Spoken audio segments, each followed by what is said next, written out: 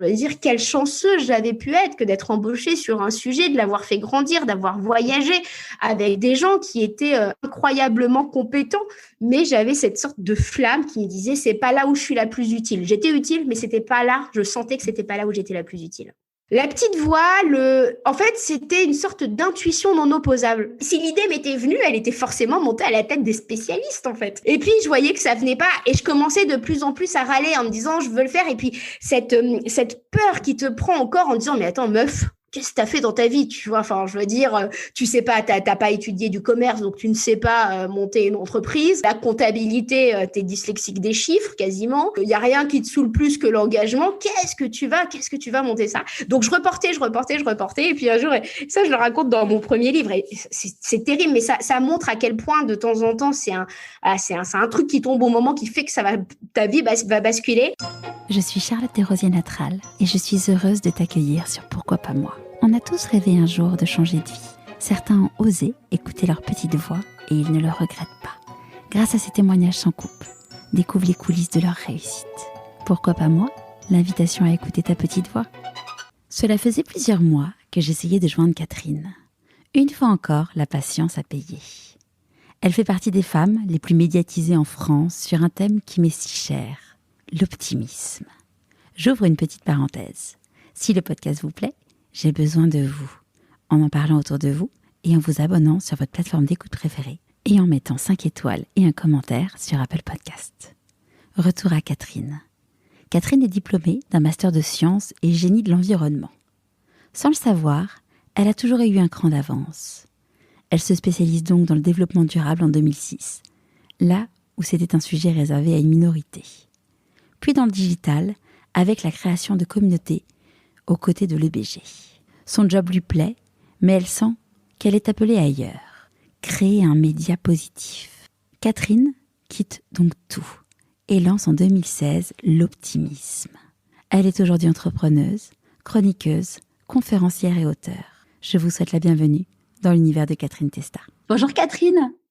Bonjour Charlotte. Est-ce que tu pourrais nous parler de l'objet qui te présente, s'il te plaît ? Ouais, quel exercice difficile. J'ai choisi un crayon, tout simplement parce que je crois que le crayon est très métaphorique de ce qu'on peut vivre en tant qu'humain, des pensées qui vont parfois s'incarner dans un carnet intime, qui parfois vont s'incarner plus publiquement, mais aussi d'un narratif de société qu'on peut écrire quand on croque l'actualité, quand on la caricature parfois. Et j'aime beaucoup cette idée d'un outil qui peut être utilisé pour le meilleur et parfois pour le pire aussi. On peut écrire des propos acerbes, ça peut être violent en fait. Les mots peuvent être violents et voilà, je trouve que c'est très métaphorique comme objet. J'aime bien. C'est très chouette. J'ai eu beaucoup d'objets parce que là c'est à peu près la 50e personne que j'interviewe. J'avais jamais eu le crayon, mais j'avais eu la page blanche, mais pas le crayon. Donc c'est très chouette. Merci. Est-ce que tu pourrais nous parler de là où tu as grandi? J'ai grandi entre Paris et la Normandie, donc j'ai toujours eu une biculturalité, un peu les pieds dans la terre de Normandie, parce que je viens pas de Honfleur ou de Deauville, je viens vraiment du Cotentin, des vaches. Mes grands-parents étaient agriculteurs, tous mes week-ends, je les passais ici, donc mes meilleurs week-ends sont les fesses sur la roue du tracteur. Alors peut-être que ça évoquera quelque chose à ceux qui ont eu des grands-parents. Ça me parle bien. Et mes plus beaux moments, c'était quand j'avais les fesses sur le tracteur et qu'on allait raboter la bouse des vaches. J'aime bien le rappeler. Et puis j'avais en parallèle des semaines où je voyais des copains Paris intramuros. Et du coup, il y avait une sorte de totale dichotomie entre ces deux univers, mais qui m'a probablement fortement forgée à l'ouverture, parce que mon voisin en Normandie, il parle patois. Enfin, il parlait patois. Je le comprenais à peine. Et c'était vraiment la culture de la Normandie très, à l'époque, il y a un peu plus de 30 ans, très, très ouverte, on passait chez les gens, et la culture parisienne où on était enfermé dans des appartements. Donc, ça m'a donné ce goût des deux, en fait. Ouais. Et quel type de petite fille tu étais ? J'ai du mal à le savoir. Je suis fille unique déjà, donc je pense que ça joue dans le fait de travailler son imaginaire en permanence.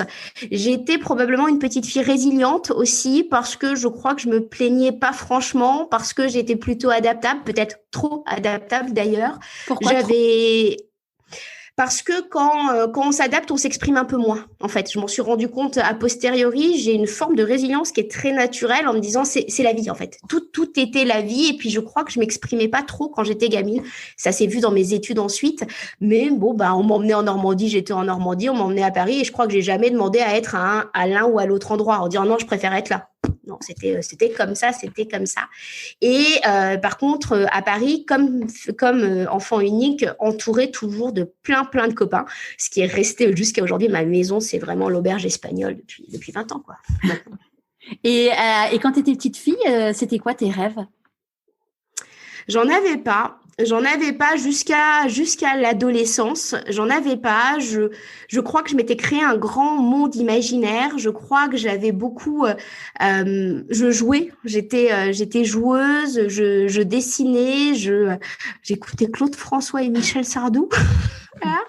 Mais j'avais aucun rêve, j'avais aucune passion. Et d'ailleurs, cette notion de rêve et de passion m'a beaucoup travaillé.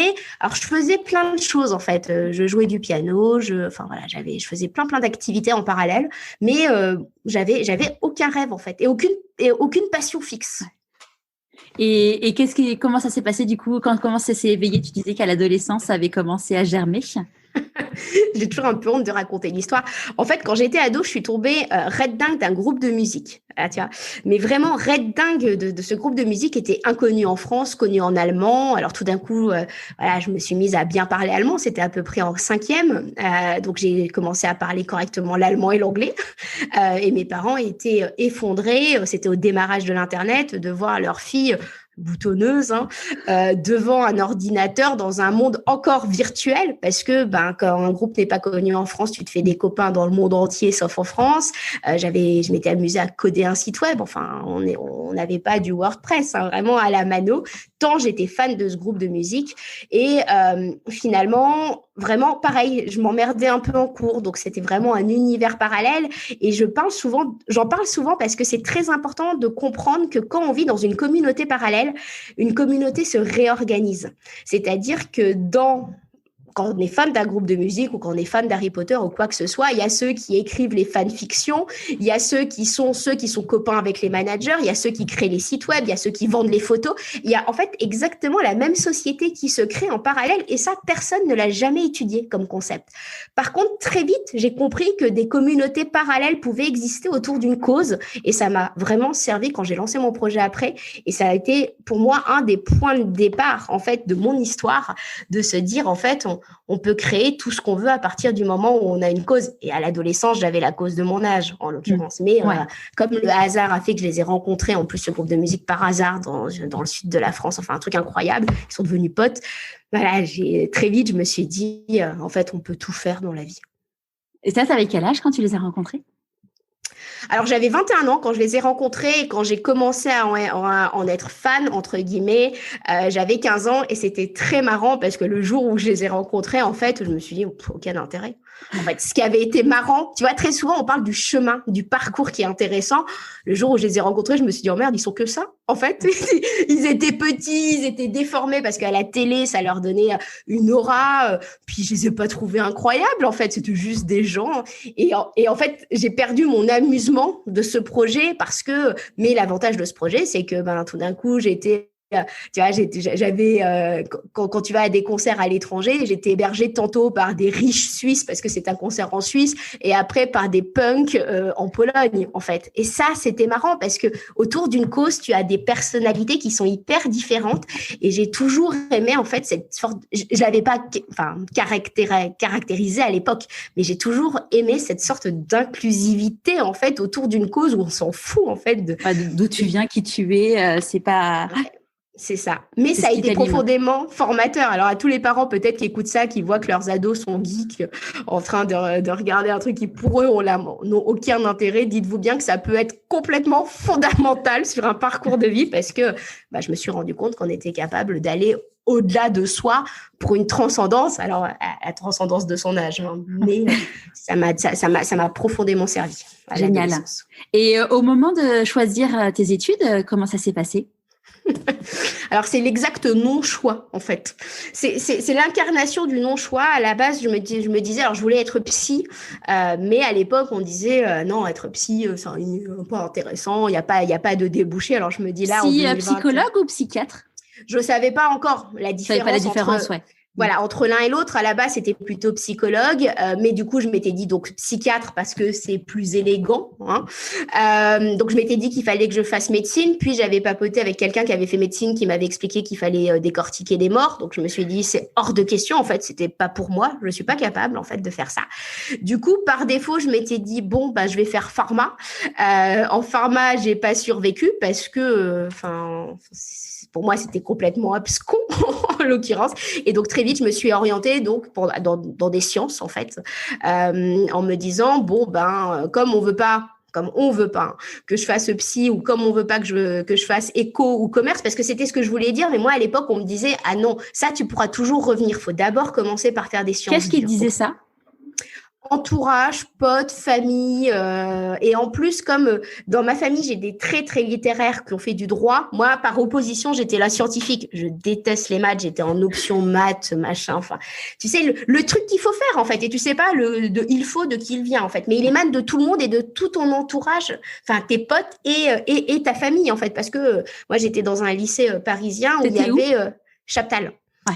J'ai fait Condorcet et Chaptal, et du coup, où tu as 8 classes et demie de maths et une demi-classe de L et ES. Donc, autant te dire que en l'occurrence, tu as un biais cognitif déjà qui t'induit à te dire, faut faire des maths. Hein. Donc voilà. J'ai vécu la même chose où, en gros, on n'avait pas de L. Hein. Nous, c'était même pas accepté. Hein. Il n'y en avait pas dans l'école. Et clairement, on te faisait comprendre que tu étais un raté parce que tu faisais ES, et tu te dis, mais mon Dieu, c'est... C'est ouf. Et ce qui était triste, parce que c'est que j'étais homogène, en fait, en seconde, j'étais homogène dans à peu près toutes les matières et j'adorais l'économique et sociale. Je trouvais ça incroyable. Je me rappelle, un jour, il nous avait expliqué qu'on avait inventé les couches unisexes et puis tout d'un coup, pour le marketing, on avait fait les couches spéciales garçons et spéciales filles. Et quelques années après, on réinventait les couches unisexes. Je me rappelle de cet exemple en me disant, la puissance du marketing. Et j'étais faite pour ça, en fait. En l'occurrence, je m'en étais bien rendu compte, mais c'était pas noble. Et donc, quand t'as pas, comme je te parlais de résilience dans l'enfance, mais je l'avais encore dans l'adolescence, tu suis le mouvement, quoi. Tes parents, ils faisaient quoi? Excuse-moi. Ouais. Alors, mes parents, mon père était ingénieur et avait fait a fini ingénieur environnement chez Peugeot, en fait. Bon, alors maintenant, c'est PSA, je sais plus. On se comprend.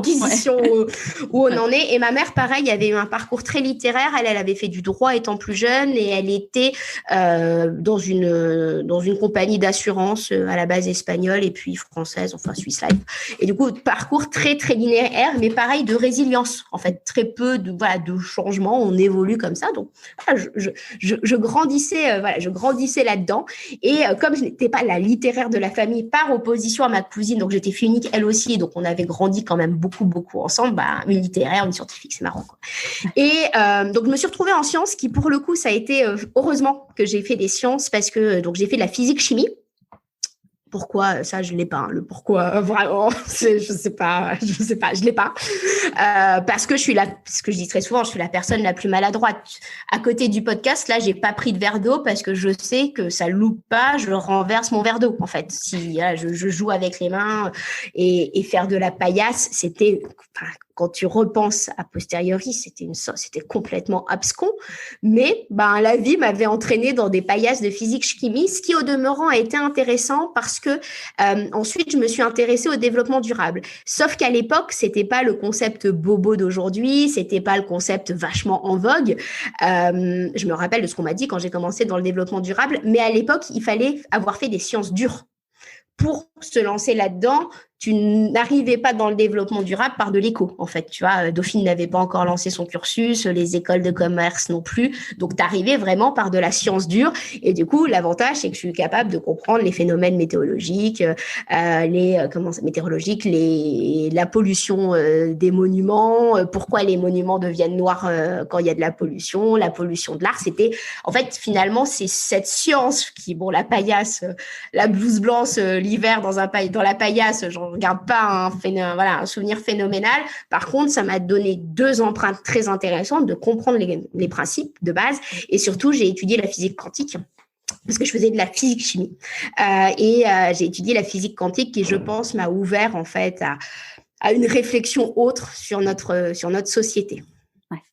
Et donc là, du coup, tu fais ces études-là. Ça rentre du coup dans les cases de ton entourage?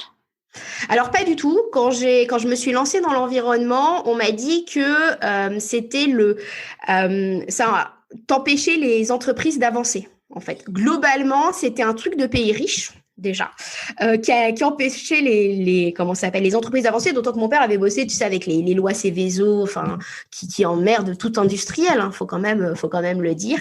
Et donc, personne ne comprenait ça. Vaguement, peut-être, mon meilleur pote qui était passionné par la photo d'animaux, tu vois, alors, à la limite, lui, il comprenait vaguement. Mais ça, c'est ça que je trouve très intéressant dans la vie, c'est que toi, tu te sens un élément isolé, sauf que quand tu rentres dans le master, tu rencontres d'autres gens qui sont comme toi. Ils sont là pour la même cause que toi, pour la même raison. Et tout d'un coup, ton univers rebascule, quand bien même tes potes se disent « Qu'est-ce qu'elle est en train de faire? C'est quoi son sujet ?» Parce que le paradoxe là-dedans, c'est que j'étais même pas écolo. C'est-à-dire que j'ai pas été l'ado militante, j'avais pas spécialement la fibre green, en l'occurrence. J'étais pas végane, enfin, j'étais pas tout ça. Mais pour moi, c'était du bon sens. En fait, l'enjeu, je me disais « Mais attendez, une entreprise, il faut qu'on la prenne dans son périmètre avec l'écologie, l'économie, les gens qui sont à l'intérieur. » Donc déjà, j'avais cette conscience. Ouais. Et c'était du bon sens, mais personne ne comprenait ce bon sens, vraiment personne. Et du coup, je le disais même pas, je l'énonçais même pas, en fait. C'était ça qui est intéressant, je trouve. Comment tu le vivais, du coup, de ne pas pouvoir en parler? Alors, très, très mal avant. Tu vois, la transition entre la chimie, parce que tout d'un coup, je me suis dit non, je veux pas faire de la recherche, je sors. Cette transition de cet été-là a été très difficile parce que personne ne se dit, tout le monde questionnait mon choix, en fait, de ne pas continuer dans la voie pure chimie. En plus, j'étais super bonne finalement en 3e année parce qu'il y avait de la quantique, du machin, ça me passionnait. Donc ouais, j'étais plutôt super forte. Et donc il y a eu ce choix. Cette transition a été compliquée, mais dès qu'on rentre dans un nouveau moule et surtout quand tu as fait de la chimie physique pendant des années, tout d'un coup, tu vas dans des cours où t'écoutes et t'apprends. En fait, et t'as plus de lois mathématiques qui régissent. Tout d'un coup, on vient questionner. Et pour moi, mais c'était incroyable d'aller à ces cours de l'économie de l'environnement. Je trouvais ça tellement enrichissant que non, dès que je suis rentrée dans le master, je me suis dit, ok, tout va bien, quoi. Ouais, tu t'es sentie à ta place, du coup. Ouais, à ma place, avec des gens comme moi, c'est couillon, mais c'était des gens qui étaient eux aussi en questionnement parce que c'était pas à la mode. Hein. Moi, c'était en 2005, ça. Donc, ça fait quand même 15 ans. Donc, il y a 15 ans, le Grenelle de l'environnement n'était pas passé. Mais ensuite, et comme ma dernière année, c'était aussi en alternance, j'avais eu un stage qui était à l'ADEME. Et donc, à l'ADEME, c'est quand même... C'est l'Agence de l'énergie et de la maîtrise de l'environnement. C'est la structure qui a un EPIC qui dépend des ministères et qui va aller financer des projets pour améliorer les pratiques environnementales des industries, des PME. Donc, il y a de l'argent et il y a du conseil, en fait. D'accord. Donc, c'est une super structure qui te permet d'avoir une vision globale d'un sujet. Et donc là, tu as fait ton stage, tu t'es fait embaucher là-bas après? Non, parce que j'étais à Marseille, c'était à l'ADEME PACA et je voulais rentrer à Paris. Mais par contre, avoir une vision générale, comme j'avais perdu 1 an en pharma, donc j'avais 1 an de retard sur mes copains, en l'occurrence. Parce qu'en pharma, du coup, c'était l'année où j'avais rencontré mon groupe préféré, donc autant te dire, j'en avais rien eu à foutre de ce que j'avais fait. Enfin, c'était peut-être je me perds peut-être un peu dans les dates, mais il y avait de la concomitance. Je passais beaucoup de temps en Allemagne parce que j'étais pote avec eux, parce que je les avais rencontrés avant. Et tout ça pour dire que j'avais 1 an de retard sur mes potes et je voyais des copains qui bossaient chez Danone et dans plein de grands groupes. Et je me disais, mais qu'est-ce qu'ils sont vision biaisée? En fait, ils étaient devenus corporate en 1 an. 1 an leur avait suffi à m'expliquer que leur boîte était la meilleure du monde. Et des gens qui, globalement, pour moi, étaient quand même bien câblés, qui avaient normalement du recul, une éducation. Il avait suffi d'1 an à plusieurs, en fait, pour presque vomir un discours corporate. Et je m'étais dit, jamais je veux bosser dans un groupe pour n'avoir qu'une vision des choses. Parce que très vite, tu t'enfermes. Et ça, j'avais compris ça aussi à l'époque. Et donc, j'ai voulu bosser dans un réseau et j'ai été embauchée par Pierre Reboul, que tu connais, qui m'avait dit, tu vas créer le premier réseau des directeurs du développement durable en France. Et c'était très drôle parce que dans l'annonce, il avait marqué, je cherche quelqu'un avec de l'humour. Et j'avais répondu, alors moi, j'ai souvent de l'humour, mais c'est malgré moi. Ça fait rire les autres parce que j'étais maladroite. Et ça a matché. Donc, j'ai commencé avec une feuille blanche. Tout à l'heure, on parlait de l'écriture. Et donc, il y avait un narratif déjà dans la construction de ce projet qui a duré, du coup, j'ai bossé 7 ans, 8 ans là-bas, pour créer le premier réseau des directeurs du développement durable avec une feuille blanche. Et ça a été en France, aux États-Unis. Et déjà, la création de communauté, du coup. Il y a toujours eu cet aspect pour moi communautaire, fédératrice autour d'une cause, en l'occurrence. Très rencontre qui était là, alors que je suis plutôt une hyper timide de nature. Donc, pour moi, ce que je dis très souvent, il y a un gros paradoxe. Tu me mets dans un événement où il y a du monde, tu es certaine que je suis la personne qui rase le mur, qui va parler avec le barman pour se donner une contenance parce qu'elle ne sait pas quoi faire, en fait. Donc, j'ai un côté hypersensible, hyper timide. Et pourtant, j'ai toujours bossé dans cette notion de création de communauté parce que alors pareil, je mettais pas les mots, mais j'ai toujours cru dans l'intelligence collective. Quand on avait fondé ce réseau du développement durable, alors ils nous avaient embauchés, moi et Nina, qui est devenue une de mes meilleures potes. T'imagines, il met ça dans la main de deux nanas de 23 ans en leur disant, allez, faites-le. On a juste eu, faites-le. Voilà, vous faites comme vous le faites. Voilà. Donc, c'était hyper intéressant parce que je me retrouvais à appeler des mecs de chez Air Liquide en leur disant, alors, je sais pas trop ce que Air Liquide fait. Est-ce que vous pourriez comprendre? Est-ce que vous pourriez venir l'expliquer pour nous expliquer comment vous allez améliorer vos pratiques environnementales? Et j'ai fait ça avec tous les acteurs en leur expliquant qu'on avait l'idée qu'il fallait, en fait, aujourd'hui, on parle d'intelligence collective, mais à l'époque, c'était pas ça. C'était dire, nous, on a envie de faire en sorte que les gens partagent des retours d'expérience parce que vous pouvez vous sentir isolé dans vos pratiques en interne. Donc, il y a toujours eu effectivement une trame de cet isolement peut-être que j'avais vécu avec mon groupe de musique quand j'étais enfant et de communauté, en fait, de soutien. Et quand tu as commencé ce job, comment ça a été perçu par ton entourage? Alors déjà, tout le monde pensait que j'allais pas l'avoir parce que comme mon boss avait monté une autre entreprise qui était quand même assez connue, qui était du réseau, tout le monde s'était dit il va embaucher quelqu'un. Ça avait l'air trop beau sur le papier comme job. Tout le monde s'était dit, autour de moi, tu vas pas l'avoir, c'est sûr qu'ils vont embaucher quelqu'un qui a du réseau, etc., etc.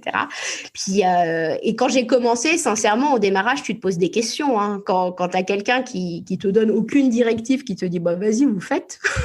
Tu vois, c'était pendant 6 mois, je me suis dit oh là là, qu'est-ce que c'est que ça? Mais finalement, comme on était deux avec Nina et comme on rencontrait plein de gens, comme on était les premiers à faire ça, il y avait pas le C3D à l'époque, il y avait le club des directeurs du développement durable, il y avait pas tout ça. Et on était juste les premiers à essayer de faire, et tous ceux qui avaient essayé de faire de leur côté, ils se disaient c'est plutôt cool que quelqu'un le fasse, donc on va y aller. Mais c'est vrai que les 6 premiers mois, tu es quand même dans une sorte d'hésitation parce que tu n'as jamais géré. Moi, je venais de la chimie, du développement durable, donc j'étais vraiment Et puis en plus, on se moquait de moi en interne, c'est-à-dire qu'avec Nina et comment ça s'appelle, avec Nina et Pierre, je sais pas si tu connais Martin Tissier, qui est un de mes anciens collègues, non, qui disait, il se moquait de nous parce qu'il parlait de piles photovoltaïques. Enfin, tu sais, on était le truc pas rentable en plus à l'époque, donc c'était un peu l'ovni on était l'ovni, on était les ovnis de la boîte qu'on imaginait un peu utopistes et autres, mais punaise, on était juste vachement en avance, c'était ça. Mais ce soutien d'être deux en fait pour faire ça, on tenait bon, et puis on a eu tellement d'aventures, tu vois, avec Nina. Maintenant, elle a déménagé, elle habite à Tahiti. Je suis allée la voir cet été. Et on se disait, mais oh là là, mais comment est-ce qu'on a fait, tu vois, comment on se pose la question encore, comment est-ce qu'on a fait, en fait. C'est comment les gens nous ont fait confiance. Ouais, mais souvent, le talent, justement, il y a un truc parfois, quand on a du talent, on se dit, mais comment on a réussi, mais il y a un truc qui est plus fort que nous, en fait. Ouais, et la cause, en fait. Je crois, moi, vraiment, j'étais ancrée sur mon positionnement que le développement durable, c'était pas un truc pastiche, en fait. C'était pour moi une condition sine qua non à la pérennité de notre société, en fait. C'était du pur bon sens. Et c'était tellement vrai dans mon intention, ça l'est encore, mais c'est la même chose que la qualité de vie des salariés. Pour moi, c'est des conditions sine qua non. Sinon, les modèles, ils vont péter. Donc, j'en étais tellement convaincue, je pense, à l'époque, que ceux qui en étaient aussi convaincus et qui avaient jamais trouvé de zone d'expression se sont dit, oh, bah, tiens, on n'est pas les seuls. Et elles sont, voilà, on avait aussi probablement la jeunesse pour nous.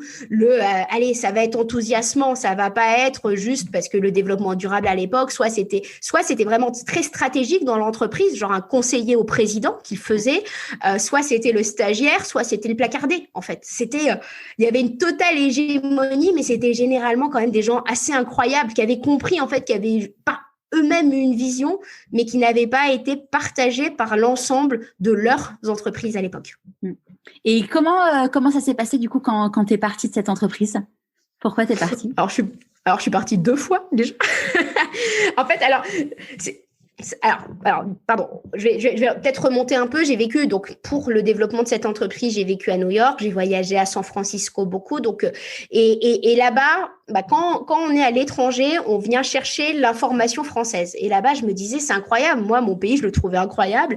Et quand je regardais l'actualité, et tu le vois d'autant plus que tu es à l'étranger, je me disais, on a l'impression que c'est le pire pays au monde, en fait. Enfin, tu as l'impression qu'il n'y a rien qui va.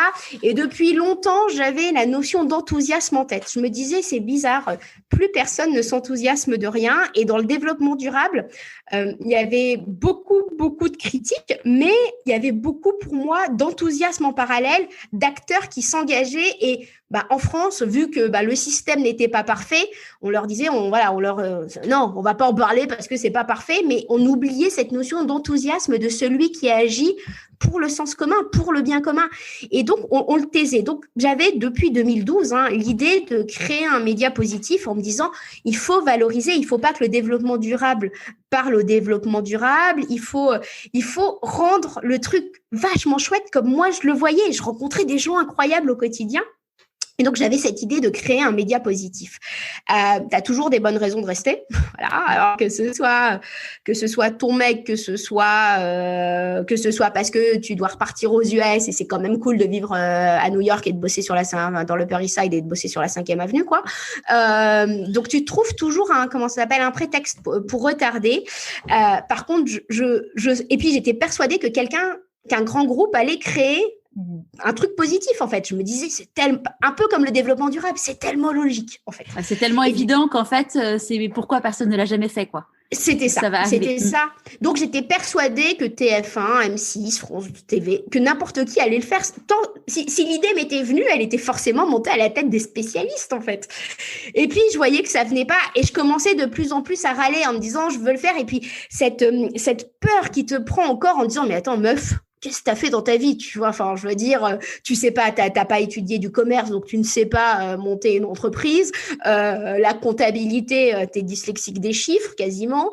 Y a rien qui te saoule plus que l'engagement. Qu'est-ce que tu vas monter ça? Donc, je reportais. Et puis un jour, ça, je le raconte dans mon premier livre. Et c'est terrible, mais ça montre à quel point, de temps en temps, c'est un truc qui tombe au moment qui fait que ta vie va basculer. C'était un jour, je me rappelle très bien, de janvier, j'étais en train de zoner, tu sors pas dehors, il fait froid, tu vois ces journées bien gris parisiens. Et je vais sur Facebook et là, je tombe sur à l'époque, tout le monde était sur Facebook. Il y a un copain qui partage une sorte de dessin dégueulasse, tu sais, hyper pixelisé, qui avait dû être partagé, repartagé. Et là, sur les dessins, il y a marqué, si tu n'aimes pas l'endroit où tu es, bouge, tu n'es pas un arbre. Écoute, je sais pas, là. Et là, pourquoi ce jour-là, je ne m'étais pas levée avec ça? Je sais pas, j'ai dit à mon boss, Pierre, faut que je te parle, j'ai trop cette idée, mais je l'avais déjà dit, cette idée à tout le monde, je l'avais déjà dit, j'avais envie aussi de partir en Espagne, de faire un break, parce que je suis une hyper en permanence, donc au bout de 7 ans dans une boîte, voilà, t'as beaucoup donné et j'arrivais pas à monter mon projet en parallèle aussi parce que mon sujet de base me passionnait. Donc souvent on te dit pour monter, tente de le faire en parallèle, mais moi je suis une passionnée. Le développement durable encore aujourd'hui ça me passionne, donc j'arrivais pas à scinder mes énergies en deux. Je pense que c'est vrai. Je fais juste une petite parenthèse. Je pense que c'est un vrai sujet, tu vois, par rapport aux gens qui veulent changer de métier. Là, je viens de sortir mon premier livre qui s'appelle Et si je changeais de métier. Et justement, c'est ce que je dis aux gens, c'est que il y a des gens qui vont avoir le caractère de pouvoir faire les deux. Je pense typiquement à Clémentine Gallet qui a monté Bliss en parallèle de TF1. Mais tu as des gens qui n'arrivent pas qui sont trop entiers et qui n'arrivent pas à faire les deux. Donc, c'est vraiment à chacun de voir comment ils arrivent à vivre le truc. Mais et de déculpabiliser si on n'arrive pas à le faire en parallèle. Bien sûr. Parce que de temps en temps, tu as deux métiers qui se concordent. Tu vois, Bliss et TF1, ça peut aller. Le développement durable et l'optimisme. Moi, au développement durable, j'aimerais quand même le dire, j'étais que avec des collapsologues. C'est-à-dire qu'à la fin, mon entourage, mon univers, c'était... Donc, les collapsologues, c'est ceux qui sont persuadés que le monde va s'effondrer, horizon 2030 à peu près. Mes copains, c'est ça aujourd'hui. Parce qu'on a commencé très tôt dans le développement durable, parce qu'on a vu que les choses se sont pas améliorées. Et du coup, c'était vraiment deux trucs très antinomique, et comme tout le monde se moquait de mon idée d'optimisme, en plus, ça me freinait. Donc, surtout à tous ceux qui écoutent et qui se disent, mais moi, j'arrive pas à le faire, donc ça veut dire qu'après, je n'arrive pas à le faire. Non, pas du tout. Ça veut dire que vous êtes entier, que on parlait de l'entourage tout à l'heure, que votre entourage, moi, mes collègues, je te garantis qu'ils ne comprenaient pas. Quand je leur parlais d'optimisme, c'était un peu de la naïveté, et j'aime bien le dire aujourd'hui, parce que j'ai un de mes collègues qui m'a, donc peut-être que tu le connais, Guillaume Bert, qui a, j'ai un de mes anciens collègues que j'adore, c'est un de mes super potes, qui m'a dit récemment qu'il y a 5 ans, quand j'ai lancé l'optimisme, il me disait, j'aurais pas mis un centime dans ta boîte. Je comprenais pas ce que tu faisais, machin. Et il me dit, maintenant, je comprends. Donc, il y a aussi ça par rapport à l'entourage. Et finalement, quand tu es précurseur, tu sais que souvent, c'est ça qui se passe et tu sais qu'on est tous emprunts à des bulles. Donc, moi, mes collègues qui étaient vraiment dans le market et dans la com, ils avaient une bulle com que moi, je comprenais pas, en fait. Pas forcément. Et ça a été comme ça. Mais donc, je n'arrivais pas à faire les deux. Et donc, cette citation, j'ai dit à Pierre, écoute, je pense qu'il faut que j'y aille. Et puis j'adorais, en fait. Le pire, c'est que j'étais dans une entreprise qui m'avait, comme personne, j'étais bien payée, respectée sur un sujet que j'aimais. Enfin, le vrai meilleur en soi, en fait. Mais le meilleur en soi, c'est pas forcément le meilleur pour soi. Et la pire cuite que je me suis pris de ma vie, c'est mon soir de départ de cette entreprise. Je veux dire, j'étais malheureuse comme c'est pas permis. Je quittais à la fois mes potes, ce qui m'avait donné ma chance. Je veux dire, quelle chanceuse j'avais pu être que d'être embauchée sur un sujet, de l'avoir fait grandir, d'avoir voyagé avec des gens qui étaient incroyablement compétents. Mais j'avais cette sorte de flamme qui me disait, c'est pas là où je suis la plus utile. J'étais utile, mais c'était pas là. Je sentais que c'était pas là où j'étais la plus utile. Ta petite voix ? La petite voix, en fait, c'était une sorte d'intuition non opposable. C'était que je le savais, en fait. Alors que quand tu regardes aujourd'hui, mais c'était complètement ubuesque de penser que j'allais toute seule monter un média, tu vois. Enfin, certes, j'avais créé un site web quand j'étais ado, je comprenais le concept de diffusion, mais tu vois, à l'intérieur de mon ancienne entreprise, je savais que j'étais bonne en com et en marketing, mais j'avais jamais osé le proposer, même en interne, en me disant, j'ai pas le diplôme. J'ai pas étudié ça, mais finalement, si on avait réussi aussi à monter cette entreprise des directeurs du développement durable, c'est qu'on savait le parler, on savait l'écrire, on savait le communiquer, et tout ça, j'avais pas compris que j'avais gagné des compétences qui étaient bien différentes de savoir expliquer une équation mathématique sur la pollution de l'air. Je pense que c'est un vrai sujet ce que tu dis par rapport à je n'ai pas de diplôme. En France, c'est quelque chose qui est très important, ça rassure. Et puis en tant que femme, on a encore plus ce côté-là du syndrome de l'imposteur. Toi, du coup, t'as pas de diplôme, à ce que je sache, en psychologie positive ou autre. Est-ce que ça a été un moment, tu t'es posé des questions ou c'était tellement évident qu'en fait il n'y avait pas de questions? Oui, alors déjà, c'est pour ça que j'ai pas parlé de bonheur, c'est pour ça que j'ai pas parlé de psychologie positive et c'est pour ça que j'ai parlé d'optimisme. En me disant, en fait, l'optimisme, c'est quelque chose d'action, c'est une posture mentale, en fait, qui ne vient pas se théoriser. Alors après, j'ai beaucoup lu et en fait, très vite, j'ai compris que je voulais surtout pas être la sachante parce que je m'emmerde, en fait, au bout d'un moment, que je voulais être la curieuse. Et finalement, ça m'allait bien, ce rôle, en me disant, je vais créer un média qui va me permettre d'aller comprendre, en fait, ce que c'est que la psychologie positive, par exemple, et d'aller continuer à enrichir, en fait, mon disque dur par ceux qui sont les sachants et les experts. Et ces sachants communication et ces experts, généralement, ils savent pas se mettre en avant. C'est la même chose qu'en fait, un musicien, il est bon en musique, il est pas bon à expliquer la musique, en l'occurrence. Et moi, je m'étais dit, j'ai quand même une force qui est celle de savoir parler autour d'une cause. L'optimisme était devenu ma cause parce que je me disais, mais si je bouge pas les fesses, comme j'avais gravité dans le monde de l'EBG, puis après, bon, je suis revenue pendant 3-4 mois à l'EBG, donc à la société sœur de la société dans laquelle j'avais travaillé, avec le même patron, pour aller regarder justement tout ce qui se faisait en termes de marketing, de communication. Mais comme c'était l'univers qui était le bureau d'à côté, je comprenais quand même assez bien, mais j'ai voulu remettre un peu la main à la pâte. Et je me disais, en fait, on est presque sur deux sujets antinomiques. C'est-à-dire que dans un sens, c'est consommons plus à tout prix, et puis on va te dire que c'est ça qui fait qu'on est optimiste. Hein. Puis de l'autre côté, tu avais le développement durable. Je me suis dit, mais on est dans une société presque quasi schizophrène à ce stade-là, hein, parce que tu as ceux qui disent, attention, si on consomme trop, tout va s'effondrer, et les autres qui disent, consommer plus, ça fait marcher l'économie. Puis à un moment donné, je me dis... Ça vous rendra heureux. Et ça vous rendra heureux, en fait. Et surtout, mais attendez, le bonheur n'est pas dans un acte d'achat futile ça vient te donner une décharge de molécules, mais qui ne sont pas pérennes, en fait. Un truc, tu consommes un peu comme une addiction. Et je me disais, en fait, la société à revoir. Il fallait qu'en fait, comme j'avais compris aussi très vite que et j'étais revenue dans la société vraiment sur le market et la com pour me dire pourquoi les gens comprennent pas l'enjeu du développement durable. Et c'est pour ça que j'ai réétudié tout ce qui était communication, market, tu vois, biais cognitifs et tout ça qui était redevenu, pourquoi la pub en fait. Et donc j'ai réétudié tout ça et là j'ai compris en fait que fallait tout lâcher si on voulait vraiment faire des progrès en développement durable, il fallait passer à l'échelon supérieur, à presque la souveraineté de l'individu qui se questionne, qui se pose des questions sur la société dans laquelle il vit, qui se rappelle qu'il est puissant en fait, qu'il n'est pas un robot, qu'il n'est pas un automate. Et c'est pour ça que je l'ai passé le maillot au maillon média en me disant en fait il faut revoir le système, le développement durable dans son coin, ça changera rien en fait. C'était mais ça que et j'étais très pessimiste des systèmes mais très optimiste des gens en fait. Ouais. Et donc c'est pour ça que je suis revenue à ce maillon. Et donc là à ce moment-là t'es partie, t'as pu avoir le chômage? Ouais, et j'ai pu avoir, en fait, du coup, j'ai pu avoir donc j'ai eu une rupture conventionnelle. Déjà, on va commencer par ça. Et j'ai pu avoir donc le chômage quand tu crées une entreprise. Alors là, en ce moment, ça s'appelle l'ACRE. Enfin, moi, ça s'appelait l'ACRE à l'époque. Ça a peut-être changé de nom depuis. Ça changera sûrement de nom. Dans l'entrepreneuriat, on a pour habitude, je sais pas si vous l'avez déjà dit dans votre podcast, de dire que c'est le meilleur fonds d'investissement en France. Hein. Franchement, ça. Et Stéphane Soumier qui le disait. Ah, qui le dit. Ouais, c'est ça. Voilà, c'est la blague entre entrepreneurs, tu vois. C'est vraiment ce qui te donne une sorte de liberté de penser et de créer. Et je me rappelle, et ça, c'était, on parlait du poids de l'entourage, et je me rappelle que, par exemple, mes parents et mes potes me disaient, non, mais le chômage, Catherine, c'est pas pour toi. C'est pas fait pour les gens comme toi. Regarde, tu as des capacités, c'est pas normal que ce soit Pôle emploi qui te finance. Et j'avais une grosse culpabilité, vraiment à toucher le chômage, j'avais une énorme culpabilité, mais je me disais, mais attendez, c'est parce que demain je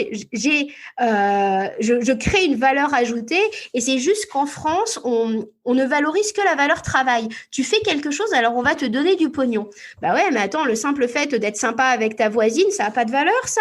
Le fait de t'engager dans un monde associatif bénévolement, ça n'a pas de valeur. En fait, on croit que la valeur financière ne vient que d'une création matérielle d'un bien et d'une productivité. Et moi, je leur disais, mais attendez, je fais quand même un truc qui est presque pour le bien commun à ce stade-là. Le nombre très rapidement, j'ai eu beaucoup de gens qui m'ont suivi, j'ai reçu beaucoup de messages de gens qui me disaient, ah, ça me fait du bien. Et je leur disais, ça n'a pas de valeur, ça, pour vous.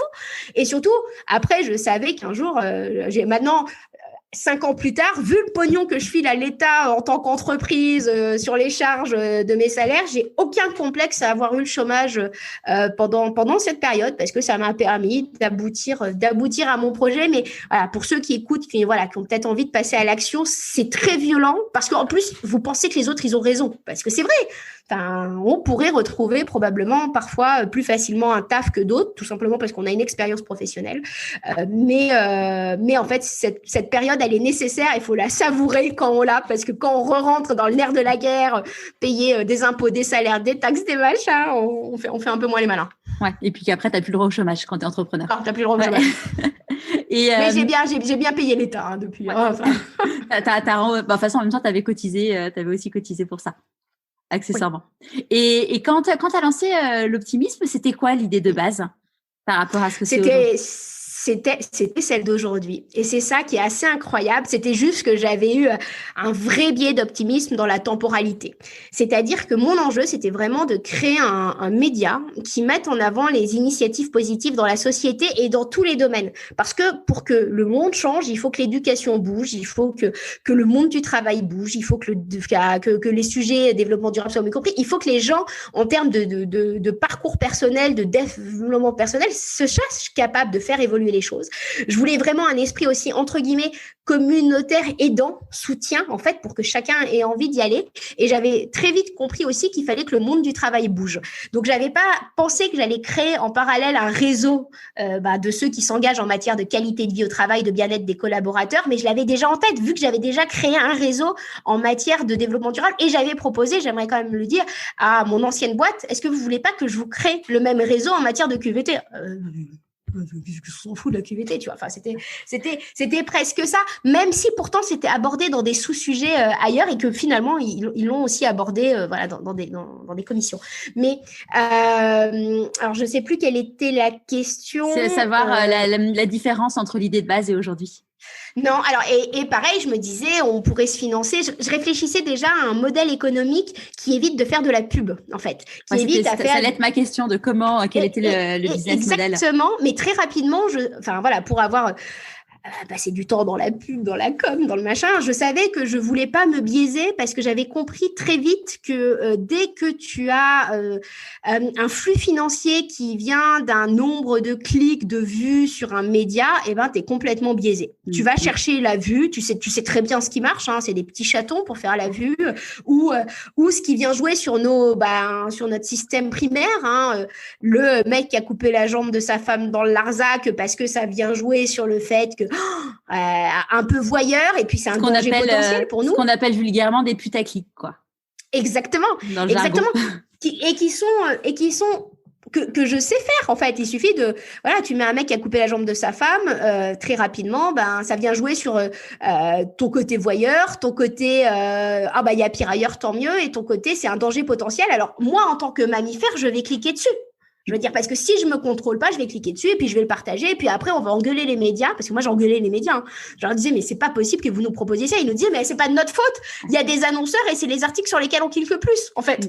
Donc, j'ai très vite compris qu'il fallait que je trouve un autre modèle économique. J'ai très vite compris aussi que, parce que moi, j'étais très mal à l'aise, en fait, avec l'argent. J'avais jamais été commerciale. Je suis la pire vendeuse au monde. Si tu me proposes de m'acheter un truc, généralement, au bout de 5 minutes, je vais dire, tu le veux pas gratuit? Vraiment, et puis, j'avais déjà l'impression de faire ce que j'aimais. Donc, c'était très difficile. Et ça, je le dis pour tous ceux qui veulent devenir, je sais pas, artistes, machin. Vous avez la pression de faire ce que vous voulez. Et en plus, vous allez demander du pognon aux gens pour le faire.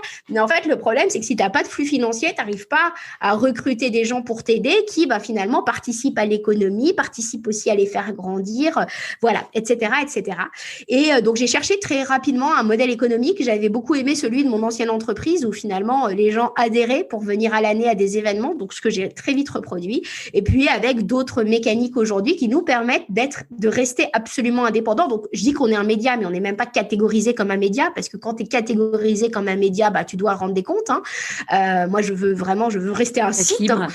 Voilà, être libre. Et donc j'ai ce premier flux économique. Alors aujourd'hui, je donne beaucoup de conférences dans le monde de l'entreprise parce que, comme au démarrage, quand j'ai bossé dans le développement durable, tout le monde se disait mais qu'est-ce qu'elle fait? Et puis comme ça faisait 3 fois que j'avais des coups d'avance, au bout d'un moment, quand j'ai commencé à parler d'optimisme, les mecs, ils ont regardé en se disant bon, ça fait 3 fois qu'on se moque de ces délires. Parce que quand j'avais rebossé dans le digital, à un moment donné, les gens, je me rappelle de marques qui me disaient nous, on vendra jamais en ligne, on fait du luxe. Le luxe, c'est antinomique avec faudra tout le monde. Enfin, bon, bref. Et c'est fou de voir l'évolution. Je me rappelle à un événement, je discutais avec quelqu'un qui bossait chez Chanel, mais vraiment quelqu'un qui était très, très haut élevé dans les rangs de Chanel, qui me dit non, mais nous, jamais on ne daignera répondre sur les réseaux sociaux ou un média spécialisé dans l'univers de la relation client et tout. Et le CEO qui m'explique non, mais la vidéo, c'est pas pour nous.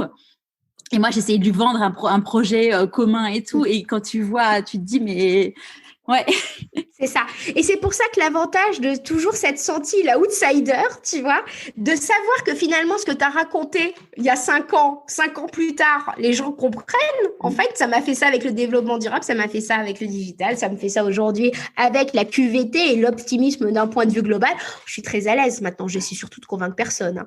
Mais ça m'a vraiment... Voilà, ça m'a vraiment appris beaucoup de choses, en fait, d'avoir peut-être cette prospective un peu et cette notion de liberté d'indépendance. Donc, je fais des conférences, j'ai 3 livres, là, j'ai le 4e qui sort. Dernier levier, c'est qu'on a créé une boutique en se disant, on va créer des produits positifs, en fait. Et au démarrage, on se disait que c'était complètement anecdotique. Sauf que, qu'est-ce qui s'est passé pendant le premier confinement? Tout d'un coup, moi, toutes mes conférences, il y en avait plus, en fait. Alors maintenant, j'en ai beaucoup. Enfin, à la fin de l'année, j'en ai eu, mais tellement en digital. Mais ce que je veux dire, c'est que pendant le confinement, on s'est dit, on va tout faire gratuit. On met à plat notre business model. Tout était gratuit parce qu'on se disait, on participe à notre contemporanéité.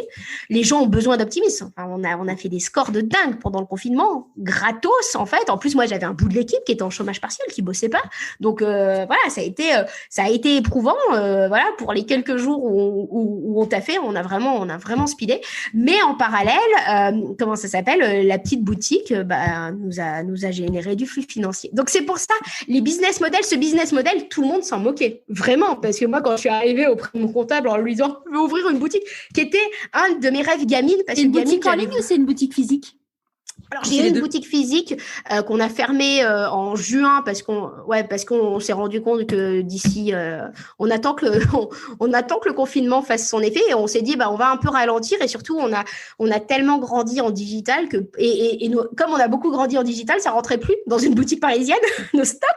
Du coup, on a tout rapatrié aussi pour une consommation un peu plus lente aussi, pour une entreprise qui va un peu plus lentement. On a tout rapatrié en Normandie. Mais quand je suis arrivée sur mon business model en expliquant à mon comptable, je vais vendre des crayons 1,50 €. Le mec, il m'a dit, rappelle-moi le prix d'une de tes conférences. Ouais. Et personne n'y croyait. Sauf que, alors déjà, moi, ça m'amuse. Et c'est pour nous aussi, quand on est beaucoup dans de l'intello, avoir un truc concret, c'est très important. Et quand on était tous au bureau, régulièrement, tu avais des gens qui allaient compter les stocks parce que ça les détendait. Tu vois, aller regarder ce qui marchait pas, parce que le concret, en fait, pour moi, c'est un équilibre en fait entre du trop intello, parce que, l'optimisme, sincèrement, tu as des articles, tu rencontres des gens, tu as juste envie d'aller te tirer une balle après, parce que pour nous, l'optimisme, ça part d'un réalisme, donc on parle aussi, je veux dire, on fait intervenir des mecs, des collapsos vraiment dans l'âme, hein, donc. De temps en temps, tu as des jours où tu peux pas. Si tu incarnes l'optimisme, il faut toi-même que tu le sois. Et aller compter des crayons, c'est quelque chose de manuel. Et on oublie les activités manuelles parce que soit tu as un job qui n'est pas manuel, soit tu as un job qui est manuel. Et nous, on veut faire une sorte de mixité.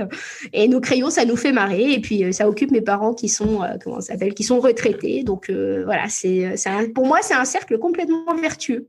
Et du coup, ça a cartonné.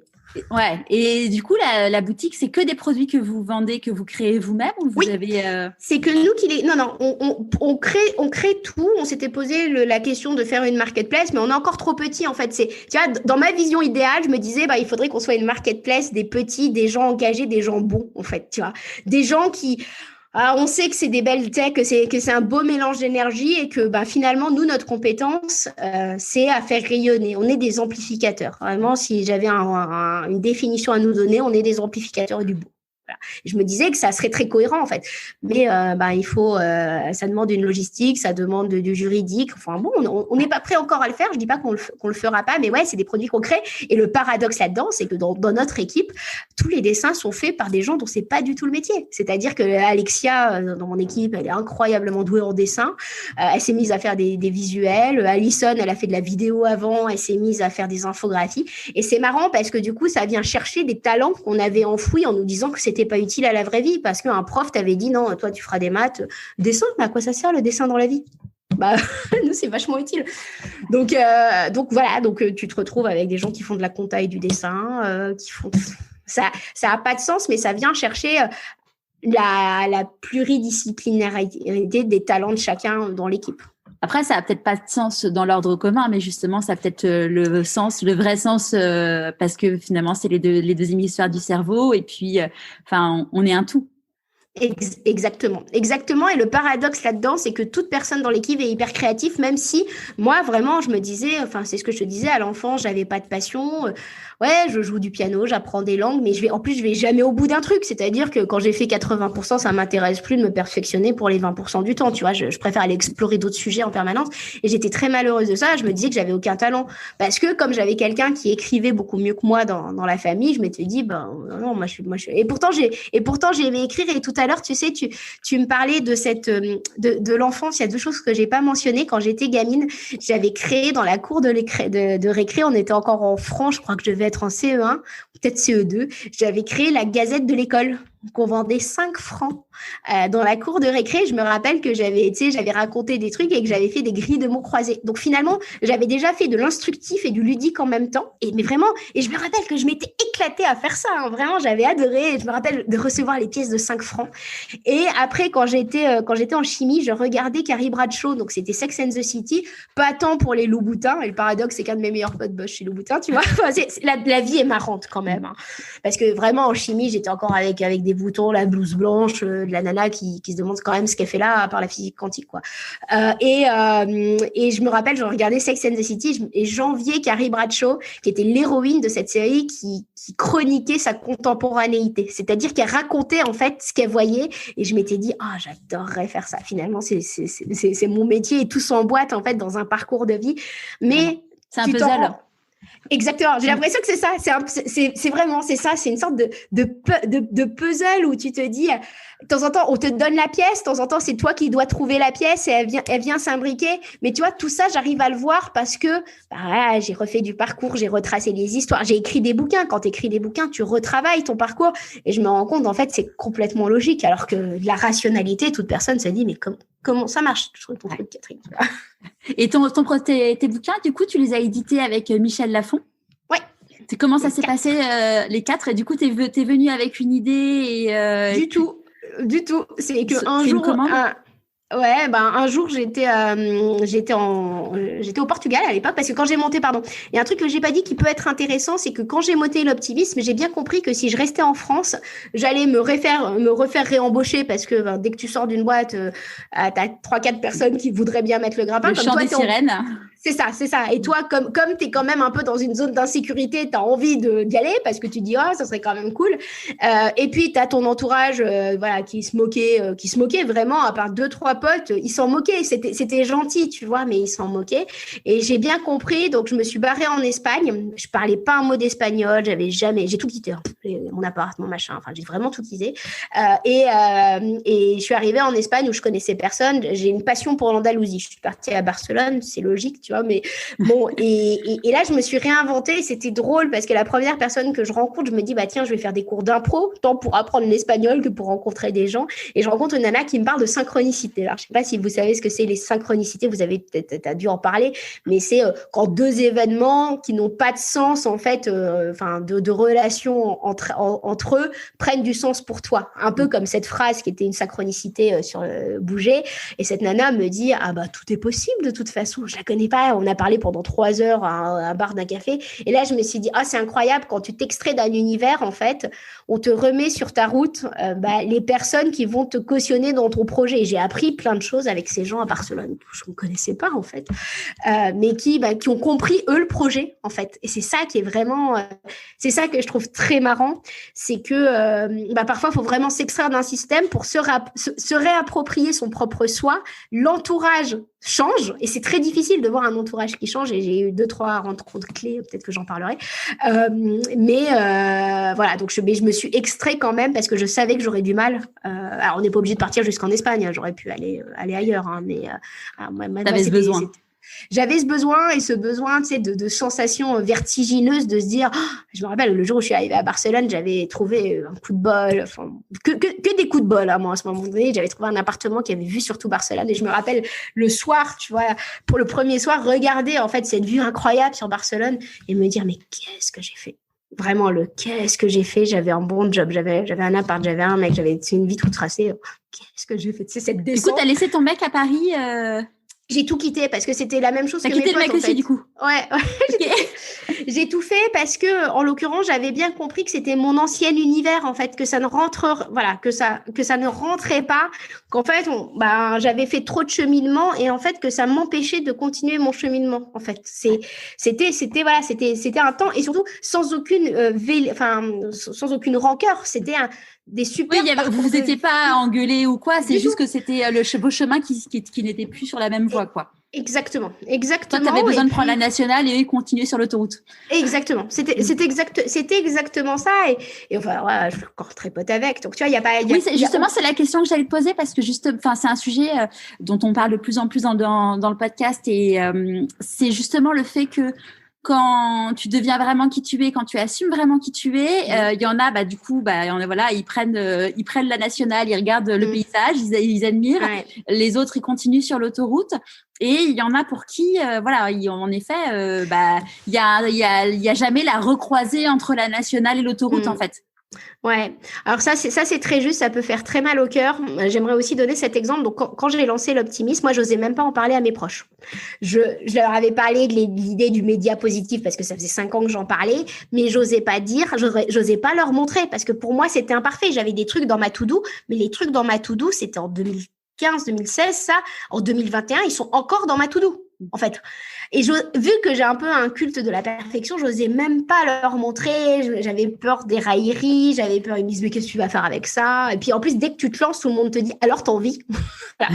Ce fameux, alors t'en vis, tes podcasts, t'en vis, tu vois, ce alors t'en vis, enfin, la question la plus absurde au bout de 6 mois, enfin, et qui te dure pendant 2 ans. Hein. Mais alors, tu crois que ça va marcher? Enfin, bon, bref, les trucs comme ça. Et c'est vrai quoi ton business model? Tu te tais? C'est quoi ton business model? C'est ça. C'est changer la vie des gens, en fait, mon business model. C'est ça, tu vois. Et puis, à un moment donné, je disais, enfin, moi, le business model, je sais toujours pas l'écrire. C'est-à-dire, heureusement que j'ai un comptable, heureusement que j'ai des potes autour de moi qui arrivent vaguement à m'expliquer parce que moi, je leur dis, mais attendez, vous êtes bien mignons. Enfin, je tire aux cartes, c'est la même chose. Hein. Je te tire les cartes. Dis-moi les chiffres que tu veux que je mette. Hein. Enfin, à ce stade, mais vraiment, enfin, sincèrement. Et en plus, j'ai presque envie de te dire, 2020 m'a donné raison. Quel business model n'a pas pivoté en 2020, tu vois? Donc, mon tirage de cartes de 2019 peut marcher, tu vois, sur un business model. Je rigole parce que Olivia, si tu entends ça, c'est ma comptable. Et Antoine, si vous entendez ça, fermez les écoutilles. Bon. Mais pour le coup, je leur ai vraiment fait la blague en leur disant non mais vous êtes bien mignons. Enfin, c'est quoi de la croissance? Qu'est-ce qu'on sait on est sur des sujets émergents. Donc à quel moment ce qu'on appelle le time to market va arriver? De temps en temps, 90% des entrepreneurs crèvent parce qu'ils ont trop d'avance en fait et que le temps que la population s'en rende compte, ça marche pas. Mais c'est la même chose hein. Dans le financement de podcasts et autres. C'est juste des gens qui comprennent que ça va être l'avenir. Par exemple, donc voilà, mais à un moment donné, et ça, je pense que c'est très dur pour l'entourage, c'est-à-dire que je me suis mise à rencontrer des gens comme moi. Donc j'avais Martin, donc que j'évoquais tout à l'heure, qui était un copain qui avait lui-même entrepris. Donc je me suis c'était mon seul pote entrepreneur en plus. Tu vois, j'avais pas. Donc je me suis beaucoup inspirée de lui. En fait, il a vraiment été. Je l'avais regardé pendant 3-4 ans avant. Il venait de la même boîte que moi, donc on avait les mêmes machins. Donc j'ai beaucoup regardé ce qu'il avait fait pendant 3-4 ans. Et par contre, j'ai eu des gens qui sont rentrés dans ma vie, comme j'avais pas osé en parler avec mes proches. Un jour, j'avais mis ça sur un groupe Facebook, l'optimisme, en me créant un faux profil pour pas que les gens voient. Enfin, le délire de la nana qui veut surtout pas montrer ce qu'elle a fait, quoi. Et quelqu'un, Thomas, un très bon pote aujourd'hui, arrive en me disant bonjour, je m'appelle Thomas, je comprends ce que vous voulez faire, rencontrons-nous. Et là, je me dis oh, un taré, en fait, tu vois. Mais je me dis, il faut que je connaisse mon public, en fait. Et là, donc je déjeune avec pour une hyper timide comme moi, tu vois, je me dis mais qu'est-ce que c'est que ce truc? Par contre, j'y vais parce que c'est pour ma cause en fait. Et je déjeune avec lui et je me rends compte que le mec, il est complètement les pieds sur terre, il bosse dans un grand groupe, il pense juste qu'il faut que le monde change. Et tout d'un coup, j'ai mon premier interlocuteur. Puis finalement, il me met en contact avec d'autres gens et tout le monde comprend mon projet. Tu sais, pas de jugement, au contraire, c'est vas-y, comment on peut t'aider? Et donc, en fait, je me suis retrouvée donc dans le club des 100 barbares. Alors, bon, c'est des gens qui veulent un peu hacker la société, machin. tout d'un coup, j'ai eu mes interlocuteurs qui sont devenus mes piliers. Et effectivement, c'est très dur pour l'entourage traditionnel qui te voit évoluer. Mais pour moi, je donne souvent cette métaphore. C'est comme quand toi, tu es, quand des gens viennent te voir en vacances ou quand tu es le salarié, tu vois celui qui part. Et toi, tu restes en place, mais celui qui part, il vit plein de nouvelles aventures que celui qui reste en place, généralement un peu moins. Et c'est vrai qu'avec ce groupe, j'ai vécu c'était devenu des piliers parce que quand je doutais, c'était eux, c'était pas mes potes. Donc il y a eu un peu de jalousie de ton ancien cercle. Et puis à un moment donné aussi, c'est tout bête, hein, mais l'enthousiasme en fait des entrepreneurs, c'est pour ça que souvent il existe des réseaux d'entrepreneurs. Alors c'est pas pour un entre-soi à la base, hein. Moi je déteste l'entrepreneuriat tech où tu n'as rien à foutre de la cause, tu es juste là pour scaler ta boîte et puis faire x3 pour la revendre à des investisseurs et te faire du pognon. x3 t'es gentil, hein. Voilà, c'est ça. Non mais tu vois, voilà, fois 30. Mais voilà, ton enjeu, c'est juste de revendre ta boîte. Donc, il y a pas de sens. Donc, moi, c'était pas du tout ce délire. Au contraire, c'était vraiment de l'engagement.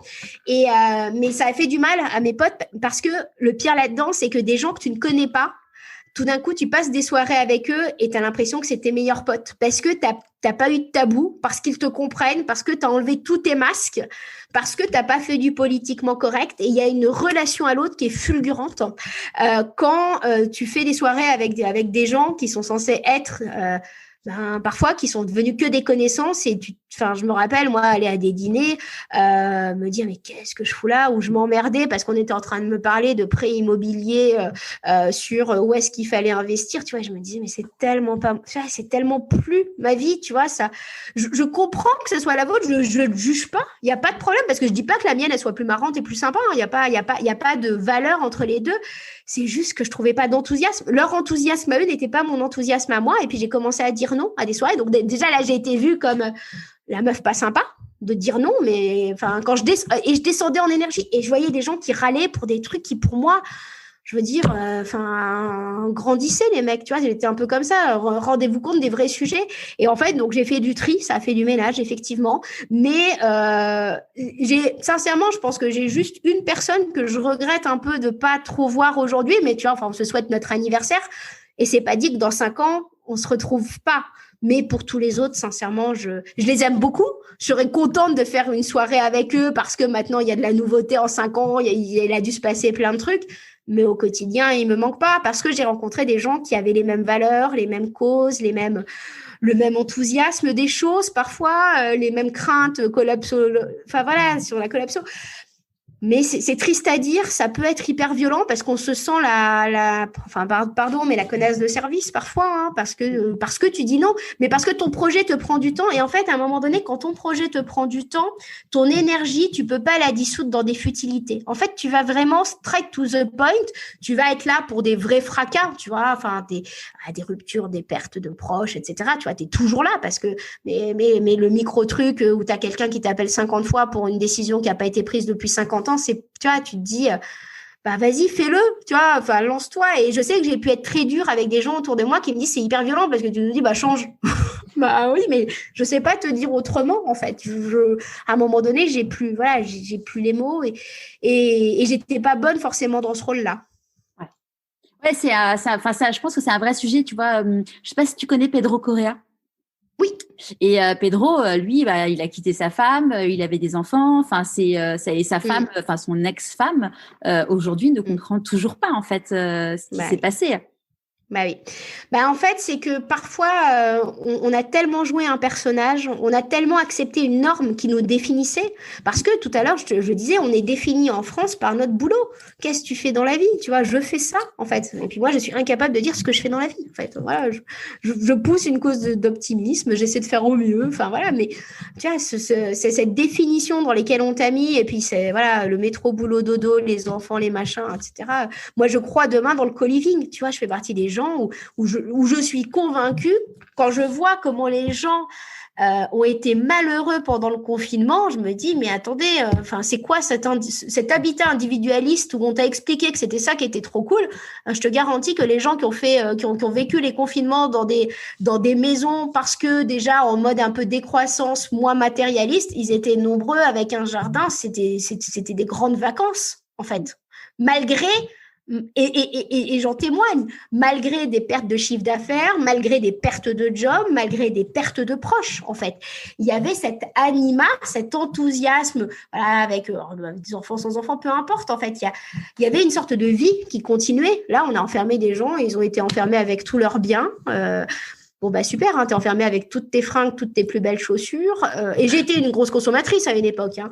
À New York, je me baladais le samedi, j'avais aucun but et je m'achetais des trucs en fonction des boutiques devant lesquelles je passais. Donc, tu vois, je viens de là. Donc, mais là, t'as enfermé les gens avec leurs plus grands biens et ils se rendent compte que les seuls trucs qui leur manquent, c'est le soleil, la nature et les proches.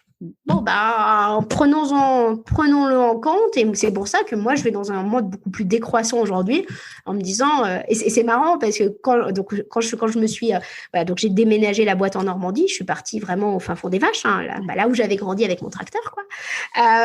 Quand j'ai déménagé là, tous mes potes m'ont dit, non, mais qu'est-ce que tu fais, tu vois, enfin, après, j'ai encore les deux pour le moment, hein. Je suis en transition, mais je leur dis, mais moi, je veux créer un grand écolieu où les gens passent. Et tu vois, les potes qui au démarrage te jugeaient en me disant, c'est quoi ce délire un peu bobo, machin, là, ils se rendent compte que là où on est, il y a des gens qui passent, c'est joyeux. Et là, ils commencent déjà à réfléchir à eux-mêmes. T'es où en Normandie exactement ? Dans le Cotentin, à côté de 40 ans, donc dans les marais. Si jamais quelqu'un est dans le coin, je ne connais pas grand monde, hein. Je suis preneuse de faire des rencontres dans le coin parce que voilà, j'ai tellement vécu à l'étranger partout que voilà, je reviens vraiment dans un lieu où il y a beaucoup de solitude, mais maintenant c'est devenu un lieu demain où j'espère qu'il y aura énormément de vie, de passage, et c'est vrai que c'est joyeux en fait. Et tu vois, cette joie, faut réfléchir à la notion de joie dans notre société, et même pour moi en ayant une boîte, parce qu'à un moment donné, quand tu as une boîte, tu fatigues, hein. De temps en temps, tu te dis mais qu'est-ce que j'ai fait, enfin, est-ce que j'irais pas refaire de la pub pour Coca, quoi, enfin, tu vois. C'est un vrai sujet, c'est de dire, même si tu es à ta place, il y a forcément des moments où il y a des baisses d'énergie, des baisses de confiance. Ouais. Moi, j'ai eu un gros coup de mou, et c'est vrai que la santé du dirigeant, on n'en parle pas forcément parce que tu portes des équipes, tu portes un projet, tu portes beaucoup de choses en fait. Quand tu as une entreprise, tu es dans quelque chose de très inconnu en fait aujourd'hui, parce que en plus moi déjà quand tu es dans une boîte en grosse croissance, vraiment je suis entourée avec des gens, c'est des atypiques, hein. Vraiment, j'ai des gens incroyables dans l'équipe, c'est vraiment des atypiques, des gens qui sont capables de faire du dessin, de la compta et après écrire des articles où il n'y a pas une faute. Donc tu vois, c'est vraiment j'ai de la chance. Par contre, je me suis vraiment rendu compte aussi que de temps en temps tu as un gros coup de mou, donc tes seuls pairs, c'est des gens qui sont généralement comme toi, parce que c'est l'entrepreneur qui a déjà quelques personnes dans son équipe pour comprendre. Parce que là, ce qui se passe, c'est que en tant que patron d'entreprise, tu es en train, en plus, d'essayer de rassurer des gens par rapport à l'incertain, qui n'est pas ta boîte, parce que nous, notre boîte, ça tourne, qui est l'incertitude de la société dans laquelle on va aller, en fait. Tu vois, avec des gens qui sont plutôt jeunes, qui se demandent est-ce qu'ils veulent avoir des enfants, du coup, dans une économie comme ça, tu vois, avec tout un tas de questions qui ne sont pas de l'ordre de l'entreprise, mais finalement, comme tu es la plus vieille, même si tu n'es pas encore, si tu n'as pas dépassé la quarantaine, quoi, tu portes des nouvelles responsabilités. C'est vrai que j'ai eu un énorme coup de mou en janvier 2019, qui tout d'un coup s'est terminé dès que j'ai vu le confinement. Je me suis dit, ça y est, les choses vont changer. En fait, je me suis dit, c'est bon, la prise de conscience, elle est pour maintenant, parce que je m'étais essoufflée. Ça faisait 3 ans où je me disais, c'est pas possible, ça avance pas assez vite, il n'y a pas de prise de conscience assez vite, il y a trop d'hypocrisie,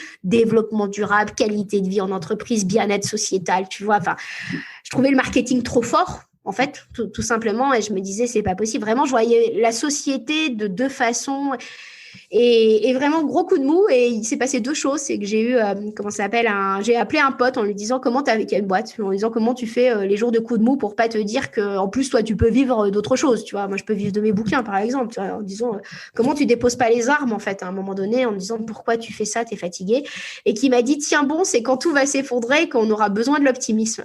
C'était 3 semaines plus tard, tu vois.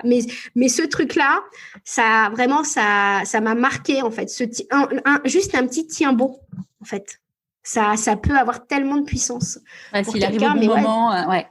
Parce qu'il arrive au bon moment. Et par contre, en tant qu'entrepreneuse, femme entrepreneuse, je me suis aussi rendu compte, alors c'est très con ce que je vais dire, désolée pour les auditeurs hommes, mais qu'on est cyclique. C'est-à-dire que j'ai compris, clairement, en fait, que selon mon cycle, il y a des jours où je suis hyper productive et il y en a d'autres où, tu vois, où j'ai froid, où je suis vraiment en PLS sous ma couette, en fonction de mon cycle, voilà, de nana.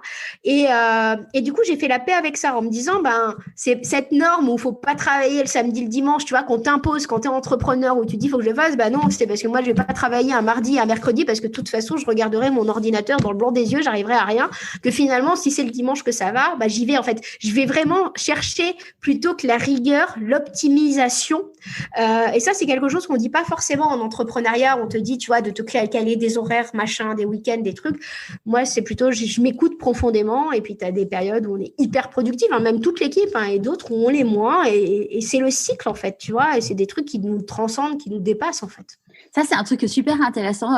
Quand, suite à mon burn-out, j'ai été suivie par une coach qui m'a dit, parce que je disais, j'ai encore des bas, machin et tout. Et elle m'a dit, écoute, suis ton cycle. Donc, avec une appli, j'ai téléchargé Clou. Ouais. Et en parallèle, j'ai regardé un TEDx d'une personne qui a lancé un truc qui s'appelle Kiffe ton cycle, qui permet en fait de comprendre vraiment, voilà, ce qui se passe hormonalement et d'expliquer qu'en effet, bon, on sait toutes qu'on est irritable juste avant nos règles, mais qu'en fait c'est beaucoup plus. Enfin, elle dit en fait ce qui est génial, c'est qu'on a un logiciel de gestion de projet intégré en nous, et que l'idée maintenant c'est c'est pas de le subir, de comprendre qu'on n'est pas linéaire comme un homme, mais c'est justement capitaliser là-dessus. Et comme toi, avant j'avais vachement de mal en me disant non mais là il faut que je me mette devant mon ordinateur et compagnie. Et maintenant voilà, je sais que de toute façon il y a des jours je sais que je servirai à rien, donc c'est pas grave. Je suis cool et puis le lendemain j'ai la pêche et donc j'envoie comme jamais quoi. Mais il faut un petit moment pour accepter le truc. Ouais, il y a un bouquin effectivement qui est un peu perché, hein. Je crois que c'est Miranda May qui l'a théorisé justement. Elle t'explique que tu as des phases de créativité, des phases de recul, tu as 4 phases dans ton cycle. Exactement. Et que c'est normal finalement de prendre le temps d'intégration. Mais j'avais trouvé ça très intéressant, inaudible dans le monde de l'entreprise parce qu'une fois je l'ai dit par exemple ça en conférence et il y a quelqu'un qui m'a dit les hommes aussi sont cycliques, une femme qui me dit les hommes aussi sont cycliques, et là je me suis dit ah là là c'est vrai, je fais peut-être de la discrimination à le dire, mais bon je préfère le dire pour moi, pour Catherine. Je sens que je suis cyclique, je pense qu'il y a des trucs avec la lune, des trucs que je comprends même pas en fait, mais écoute, si je me sens moins bien, il y a et puis en plus quand tu es auteur tu le sais très bien, tu as des jours où tu écris bien, tu as des jours où tu n'as rien qui vient en fait, et ça tu n'y peux rien, en fait, et tu le sais. Donc, il faut arrêter de se théoriser qu'on est complètement linéaire et qu'on va tous les jours bosser de la même façon quand on n'est pas dans une entreprise où on ne nous impose pas des trucs. Et tant mieux, on est optimisé, en fait. C'est ça. À quel moment dans ta vie tu t'es dit pourquoi pas moi ? Quand je me suis lancée. Quand je me suis lancée, le jour où j'ai lu cette citation, si tu n'aimes pas l'endroit où tu es, bouge, tu n'es pas un arbre. Je me suis dit, pourquoi, finalement, si personne le fait, pourquoi pas moi ? C'est vraiment ce jour-là. Comment tu célèbres tes réussites ? J'ai beaucoup de mal à voir mes réussites. Je ne sais pas encore ce que j'ai réussi. Les réussites, c'est... alors, techniquement parlant, si on travaille avec Slack dans mon équipe et on a un channel victoire. Mais de temps en temps, c'est des micro-victoires sur des trucs complètement débiles. Donc, on le marque là-dedans. Les victoires, je ne sais pas encore si j'en ai eu. Je ne m'en rends pas compte. Les seules victoires que je peux avoir, c'est quand on m'envoie des messages un peu comme toi, probablement. Quand quelqu'un te dit, j'ai lu ça. Suite à ça, j'ai changé de voie. Je me suis rendu compte de ça. Je trouve que au démarrage, j'angoissais quand des gens me disaient, j'ai lu vos bouquins, alors j'ai démissionné. Je me dis, donc dans le deuxième bouquin, j'ai dit surtout ce que je dis, c'est pas forcément de démissionner parce que j'avais la responsabilité de la démission des gens. Je me suis dit, oulala, mon Dieu. Mais finalement, si on sait qu'on fait du bien, je crois que c'est là ma plus grande joie et elle est très linéaire. J'ai pas vraiment d'énormes joies. Et tu vois, par exemple, je suis pas du tout quelqu'un à cadeau. Je suis mal à l'aise quand on me fait un cadeau. Je suis mal à l'aise quand j'en fais un. C'est pas du tout dans mon, je célèbre tout autant le ciel. Je pense que je dis 50 fois par jour, je suis contente, il fait beau. Un jour où il fait beau, je suis contente, il fait beau. Enfin, donc, ma vraie joie, elle est là, en fait. Il n'y a pas de succès si ce n'est de savoir observer un ciel qui est bleu. Sinon, j'ai pas de vrai succès, en fait, j'ai l'impression. Et c'est une transition sur ma question d'après. C'est quoi pour toi la réussite, de façon globale ? L'enthousiasme, La joie. C'est Eva, dans mon équipe, il y a 2 ans maintenant, m'avait demandé comment tu vois la boîte dans 1 an. Donc, c'était en juillet 2019. Et je lui ai dit, je sais pas, mais j'espère qu'il y aura toujours de la joie, en fait. Parce que, et qu'est-ce que j'avais bien fait de formuler cette réponse, hein, parce qu'entre-temps, il y a eu quand même confinement et autres. Et je crois que la plus grande joie, c'est quand il y a de l'enthousiasme, ça veut dire qu'on est à la juste place au bon moment, dans la bonne cause. Parce que c'est pas l'enthousiasme de tu ouvres ton gâteau, tu vois, ou tu ouvres un cadeau. C'est vraiment l'enthousiasme du quotidien, dans le sens de ce que tu fais, dans tes missions. Voilà. Donc la vraie réussite, je dirais, c'est d'être enthousiaste sans faire de casse à côté. Parce qu'on peut toujours faire de la casse inconsciemment. Voilà. Donc je dirais que c'est ça. Qu'est-ce que tu penses que la petite Catherine de 6 ans dirait si elle te voyait aujourd'hui? Tu t'es enfin rendu compte que les autres aussi ne sont pas parfaits? Genre, tout le monde est imparfait, en fait. Et moi, j'avais l'impression que tout le monde était mieux que moi, en fait. Dans la vie, on dit que quand on fait des choix, il y a des renoncements. C'est quoi tes renoncements à toi? Je dirais la stabilité. Parce que la vie entrepreneuriale, alors, pourtant, je me trouve plutôt assez... Voilà, c'est instable, en fait, parce qu'il y a de l'inconnu. Peut-être l'inconscience, parce que quand tu travailles dans le développement durable, quand tu veux continuer à l'être, quand tu travailles dans l'optimisme, moi, j'aimerais quand même donner on reçoit des emails de gens qui s'adressent à un citron, qui nous disent qu'ils se font violer ou frapper et qui nous demandent comment être optimiste. Parce que visiblement, il n'y a pas suffisamment d'écoute, hein, donc ils s'adressent à un avatar. Donc, tu vois, une vraie réalité de ce qu'est la société. Donc, c'est de maintenir un optimisme. En fait, finalement, le renoncement, c'est de ne pas rentrer dans une forme de colère. Donc, il y a un gros renoncement là-dessus et probablement pécunier, hein. Je veux dire, oui, dans l'absolu, ma boîte vaut du pognon maintenant, mais c'est pas du tout dans les plans de la vendre, donc c'est complètement irréel, en fait, irrationnel, tout ça. J'ai été dans un mode de vie beaucoup plus slow, c'est-à-dire que c'est fini l'hyperconsommation, mais ça me caractérise bien. Et il y a une notion de précarité, mais de précarité heureuse. En fait, tu vois, Pierre Rabhi dit souvent de la sobriété heureuse. Moi, il y a une notion de beaucoup plus de... Voilà, une sorte de précarité plus heureuse. Alors, je dis pas du tout que je suis dans une quelconque précarité, hein. Enfin, il y a pas de sujet, mais comparé, en fait, avec avant. Ouais. Et je renonce aussi à être dans le moule, en fait. Alors maintenant, je suis dans le moule des atypiques. Bon, et puis voilà, et au-delà de ça, tu renonces aussi quand tu t'exposes publiquement, parce que maintenant je suis de plus en plus exposée publiquement, tu renonces à une forme de tranquillité, tu vois. Donc tu te soumets au jugement de l'autre. Quand tu es auteur, hein, déjà, tu te soumets au jugement de l'autre, enfin tu le verras avec ton livre.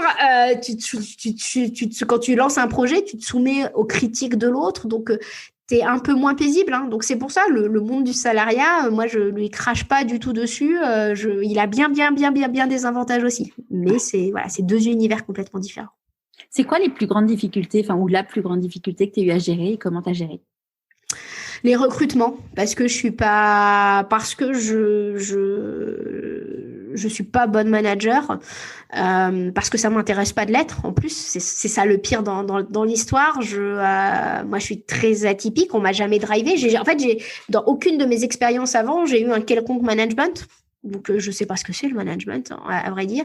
Je ne suis capable de travailler qu'avec des gens très atypiques, donc très multipotentiels. La curiosité, pour nous, est un enjeu absolument extrême dans notre entreprise. La capacité de compréhension, d'adaptation. Enfin, quand on est dans les bureaux à Paris, on avait une boutique à l'époque aussi.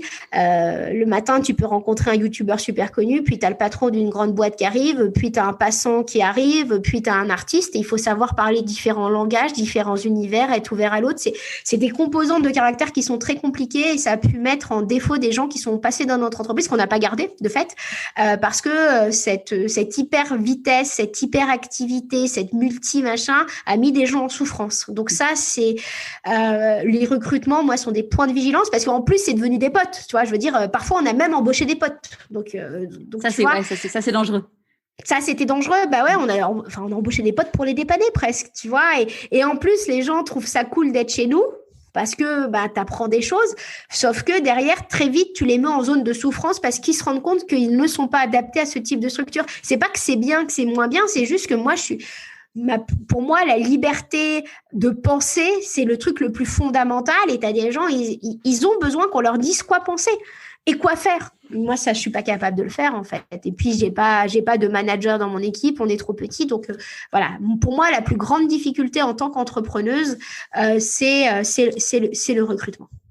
Je pense que c'est un vrai enjeu, tu vois. J'en parle régulièrement parce que j'ai beaucoup d'entrepreneurs dans mon entourage et avec des gens qui ont des équipes et tout et qui disent, en effet, savoir, assumer ce que tu veux vraiment, quelles sont les valeurs de ton entreprise et ce qui est intangible et que si les gens ne correspondent pas à cette vision de l'entreprise ou à ces valeurs, c'est pas les bonnes personnes et c'est pas grave en fait. C'est juste que c'est ça. C'est comme dans un couple, tout le monde n'est pas fait pour être ensemble et c'est pas grave. C'est ça.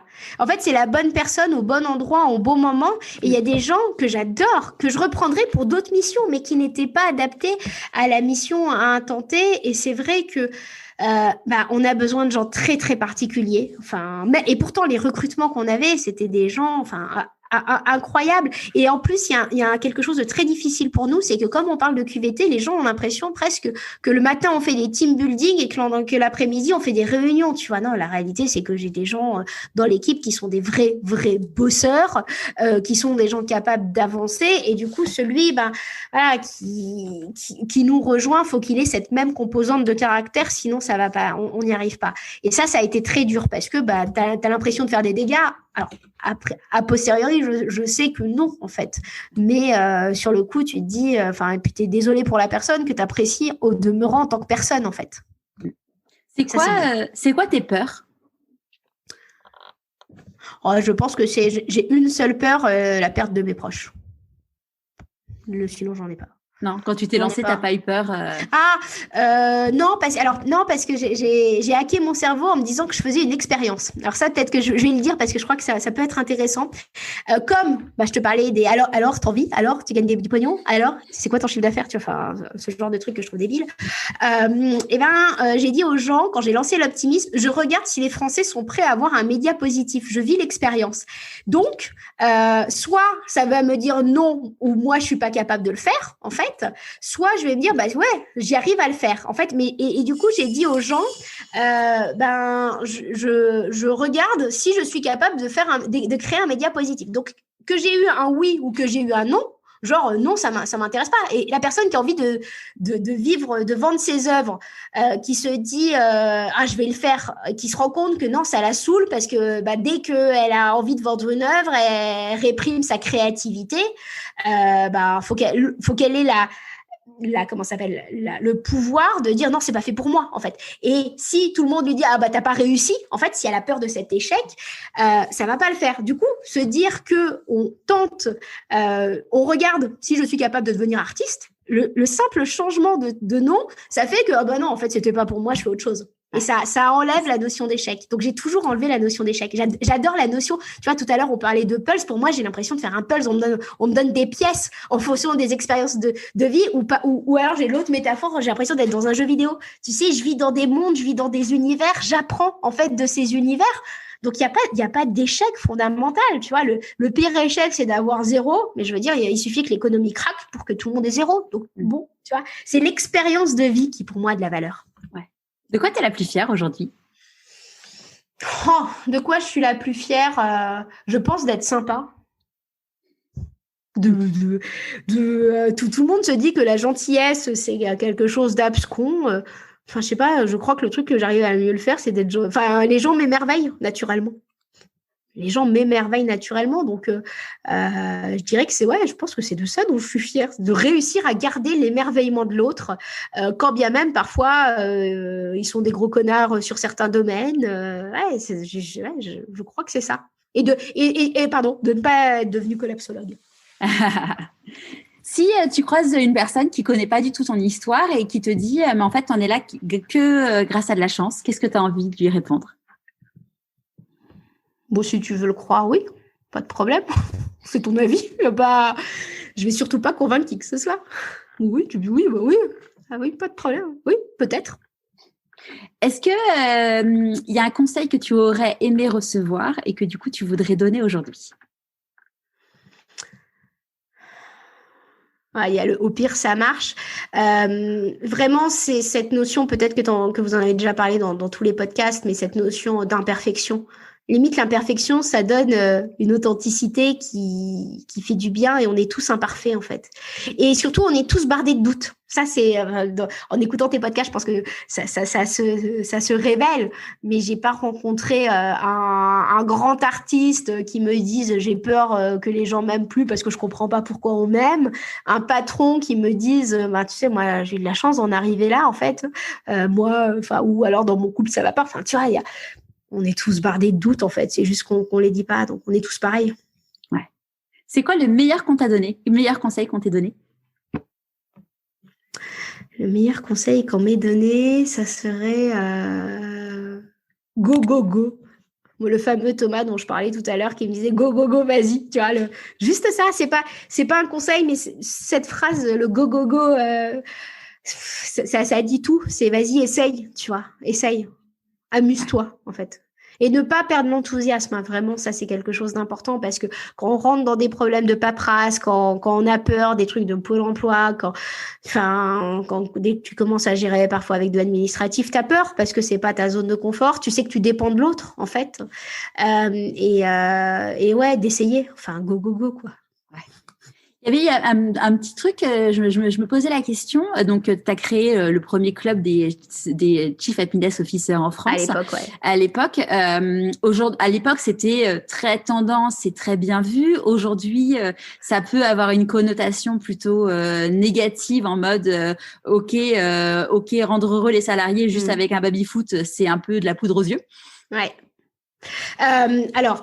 Donc ça c'était à l'époque et à l'époque c'était pas bien vu, hein. C'était pas bien vu, mais il y a une grande illusion qui est donc l'illusion médiatique encore une fois quand et puis moi les médias m'appelaient est-ce que tu pourrais nous donner un Chief Happiness Officer, mais il faut de l'image, alors il faut qu'ils mettent en place un baby foot et qu'on fasse des cours de yoga ou qu'il y ait des petits déj en fait, et du coup on a caricaturé le métier de Chief Happiness Officer à ça, et c'est vrai que le métier de Chief Happiness Officer à l'époque, et toujours encore aujourd'hui, est un métier très protéiforme. De temps en temps, dans une petite boîte, ça va être un office manager qui va être le garant, entre guillemets, de la qualité de vie en entreprise. Moi, j'ai vu des entreprises de 5-6 000 personnes dans une tour où il n'y avait même pas de service QVT, où il y avait un pauvre mec qui essayait de faire avancer les choses. Et c'était très drôle, ce paradoxe, parce que moi, j'ai jamais voulu rentrer dans le débat. Parce que bien-être en entreprise, bonheur, machin, c'est la même chose que le débat RSE ou développement durable. On peut très longtemps tourner autour d'un mot, autour d'un concept, pour ne surtout pas y aller. Donc, il y a eu beaucoup... Moi, je rentrais jamais dans ces jeux-là. Et ce qui était très drôle, c'est qu'en fait, à un moment donné, je m'étais rendu compte que j'avais, entre guillemets, tous les profils atypiques des boîtes, tous les mecs qui étaient au potentiel, caractérisés comme au potentiel, alors que la caricature avait l'impression que c'était un truc un peu fantasque ou vraiment du pur happy washing avec du bullshit des boîtes. Et il y en a, hein, je dis pas du tout le contraire. Par contre, il y avait beaucoup, beaucoup plus de construction intellectuelle qu'on ne le pensait. Et moi, j'avais que des gens, mais genre incroyables, tu vois, qui bossaient à l'innovation, au RH.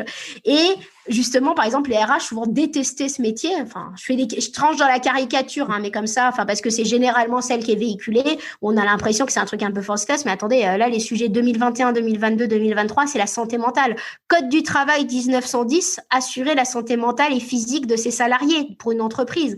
Donc, ce truc, cette illusion du sujet, en fait, c'est le problème de Chief Happiness Officer. Le mot en soi n'est pas à une connotation française. T'es responsable. Enfin, tu vois, je veux dire, c'est comment on peut être responsable du bonheur des autres. Donc, le mot, en fait, a fait sourire. Ce que je comprends, moi, je l'ai pas cautionné, tu vois. Donc, très vite, on est passé sur l'optimisme.pro parce qu'on s'est rendu compte qu'on avait des mecs, mais genre, c'était le numéro 3 du groupe qui venait. Tu te dis, et toi, vraiment, t'as les petites perles de sueur qui sont là parce que tu crois à l'inclusivité, tu crois que faut sortir du cadre. Donc, t'as mélangé dans la salle une nana de 25 ans et le numéro 3 d'un groupe qui s'appellent que par leur prénom et qui savent même pas qui ils sont, en fait. Mais c'est juste une intention, et c'était ça qui est drôle parce que tous les mecs qui sont, enfin, je veux dire, Renault, Microsoft, L'Oréal, des gens Mais vous les verriez, vous leur faites un grand câlin. Vous les aimez parce que vous savez qu'ils sont en train d'essayer de déplacer des montagnes dans des systèmes où parfois c'est vachement dur. C'est juste des gens, mais d'une incroyable beauté du cœur, en fait, qui sont là. Et les trois quarts, mais personne ne sait qui ils sont, en fait. C'est-à-dire qu'ils ont d'autres casquettes parfois. Parfois, ils ont des titres complètement différents d'expérience collaborateur parce que le mot Chief Happiness Officer, comment ça s'appelle, est un peu couillon. Mais la réalité, c'est que moi, en fait, ça m'a fait... je détestais le manager 4.0, le machin, tu sais, moi, je déteste tous ces termes. Et je savais qu'en mettant ce mot Chief Happiness Officer, j'allais avoir que les gens qui allaient être allés au-delà du mot. Et du coup, j'allais avoir les bonnes personnes. Donc, c'est pour ça que je suis longtemps restée avec ce mot. Et puis, à un moment donné, j'en avais marre quand je devais le justifier dans les médias. J'en avais marre d'aller le justifier. Donc, c'est à ce moment-là où je me suis dit, bon, bah non, c'est pas que les Chief Happiness Officers, je réoriente. Mais j'ai des gens qui sont... Mais ils s'appellent Chief Happiness Officer, ils sont DG, tu vois. Et là, tu te dis, c'est tellement drôle, c'est tellement cocasse, la distorsion entre ce que... En fait, on voit ce qu'on a envie de voir, en fait. Si on n'est pas convaincu, le simple mot sert la critique. Puis tu as les autres qui se disent « Ah, c'est quand même cool comme concept, je vais regarder le concept. » Et là, tu te rends compte que c'est beaucoup plus complexe et que c'est des mecs, de temps en temps, c'est les bras droits des boîtes. Exactement, c'est le même parallèle avec le développement durable à l'époque. Mais demain, le sujet de la santé mentale des entreprises, c'est le sujet numéro 1. Donc, j'ai envie de te dire qui pourrait se moquer du sujet du bien-être du collaborateur en ce moment. Hein. Donc, bon. Ça me fait sourire parce que ça va devenir le sujet de 2022 probablement. Donc, je me dis, bon, ben voilà, encore une fois, c'était pas trop... On n'était pas trop à côté. Non. C'est quoi tes prochains défis ? Finir un livre. Mais c'est bon, je sais que je suis capable de le faire, mais c'est quand même lourd. Enfin, tu le sais, la fin de l'écriture d'un livre, c'est lourd. J'ai des grands projets qui sont vraiment des rêves. Hein. J'ai envie de faire un tour de France de l'optimisme. Ça, on voulait le faire. On a plein de gens, de lecteurs, en fait, aller à la rencontre des lecteurs. Moi, il y a un TED qui m'a beaucoup, beaucoup parlé, je sais pas, et j'invite tout le monde à le regarder. C'est celui d'Amanda Palmer. Mettrai le lien. Il n'est pas forcément très connu, où elle t'explique qu'avant, elle était, elle était statue à Barcelone et que du coup, elle était devenue chanteuse et qu'elle savait demander aux gens et qu'elle avait, tu vois, que quand elle allait dans un lieu, elle demandait aux gens qui étaient dans le lieu de lui filer une guitare, de l'accueillir, etc. Et tu vois, cette notion de remettre un peu son parcours dans la main des autres, ça me fait vraiment envie, en fait. Et il y a quelqu'un dans l'équipe aussi. Donc, vraiment, tu vas partir rencontrer les lecteurs pour aller, revisiter aussi la France, tous ceux qui s'engagent. Donc ça, c'est vraiment mon rêve. Je ne sais pas à quel terme on pourra le faire parce que trop optimiste, ils ont véhiculé un virus aux quatre coins de la France, tu vois, ça serait pas tellement sympa en termes de buzz. Donc voilà, mais ça, c'est quelque chose qui me tient à cœur et depuis le démarrage. Tu vois, quand tu me demandais à quoi ressemblait le projet au démarrage, ben voilà, il ressemble à toujours à ce que je voudrais qu'il soit aujourd'hui, avec encore plus d'articles. Voilà. Est-ce que tu aurais un conseil de lecture ?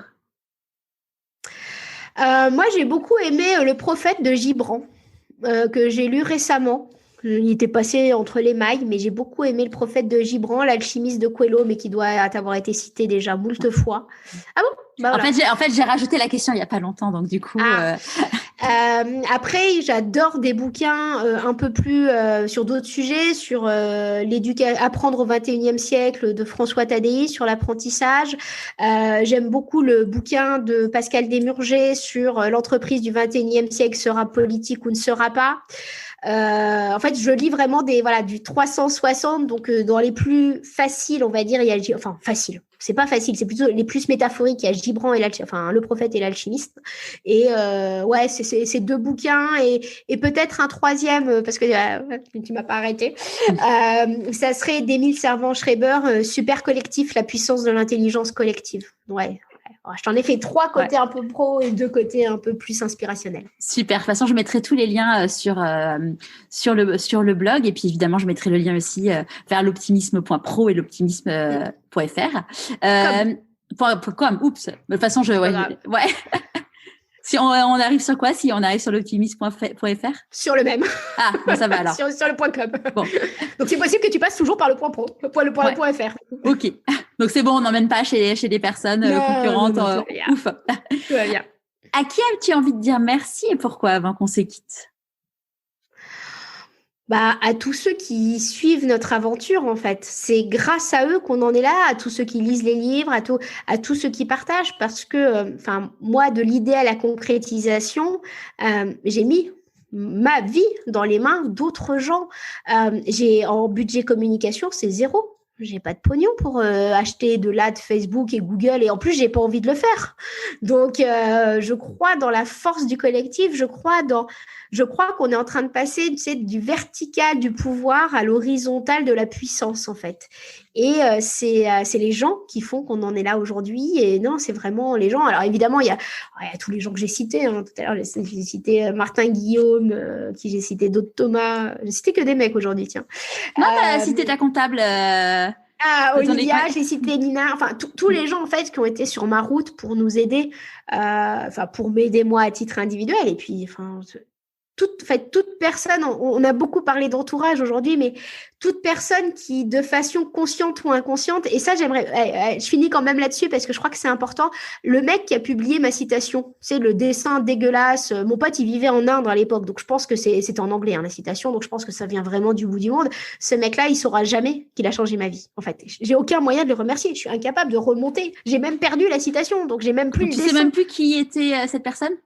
Non, si, je sais quel est mon pote qui l'avait publié. Ah oui, mais la personne qui a fait le dessin qui. Ouais. Oui, qui avait dû être, tu vois, enregistré 100 fois avant d'arriver jusque dans mes mains. Cette personne, elle saura jamais qu'elle a changé ma vie. Mais la réalité, c'est que c'est lui qui a changé ma vie. Du coup, ne minimisez jamais une petite action. Elle peut changer la vie de quelqu'un. Et moi, je me rappelle, ma meilleure pote, elle m'a toujours dit, mais mettre des citations, c'est quand on n'a rien à dire, Catherine. Non, maintenant, je suis devenue auteure, donc je me cite moi-même. Donc, c'est pratique, tu vois, parce que j'ai cheminé. Mais en l'occurrence, si, en fait, c'est hyper important. Enfin, qui on est pour préjuger de ce qui va changer la vie de l'autre. Non, la réalité, c'est que une citation tout aussi couillonne qui ne n'aime pas l'endroit tu es, voilà, moi, elle a eu un énorme impact. Et la simplicité n'est pas égale au simplisme. Elle dit beaucoup de choses, cette citation. Donc, retour à la simplicité, retour à la petite action, et le sourire que vous faites à quelqu'un dans la rue, c'est peut-être ça qui va faire que le soir, elle va oser prendre contact avec quelque chose. Enfin, on ne sait pas. On n'est pas Dieu, on n'est pas devin, mais agissons en conscience, en fait. Ouais. Mais n'attendons pas, en l'occurrence, de savoir les conséquences de nos actes. Ça nous dépasse largement. C'est clair. Ça me fait penser, cette semaine, j'ai reçu un email d'une personne que je ne connaissais pas qui vit à New York et qui est une Française et qui m'a dit qu'elle avait fait un burn-out, elle avait un très très gros poste et tout, en disant j'imaginais pas que ça puisse m'arriver à moi. Et puis elle me dit il y a une phrase en fait qui m'a fait prendre conscience de la chose, et donc elle me fait un copier-coller de cette phrase, et en effet ayant vécu un burn-out, je relis cette phrase et j'ai compris pourquoi ça résonnait bien. Et je dis génial, ça vient d'où, elle me dit ça vient de votre podcast. Je dis ok. Et c'était François Michalon que j'ai interviewé qui avait dit ça, et c'est en fait ce que je trouve génial, c'est que c'est exactement ce que tu dis, c'est que tu vas offrir un contenu, tu vas offrir un témoignage, mais en fonction de chaque personne ou en fonction de chaque moment dans la vie qui va écouter ça ou lire un de tes livres ou une citation, ça va résonner et ça va potentiellement faire un déclencheur qui va leur changer leur vie, en fait.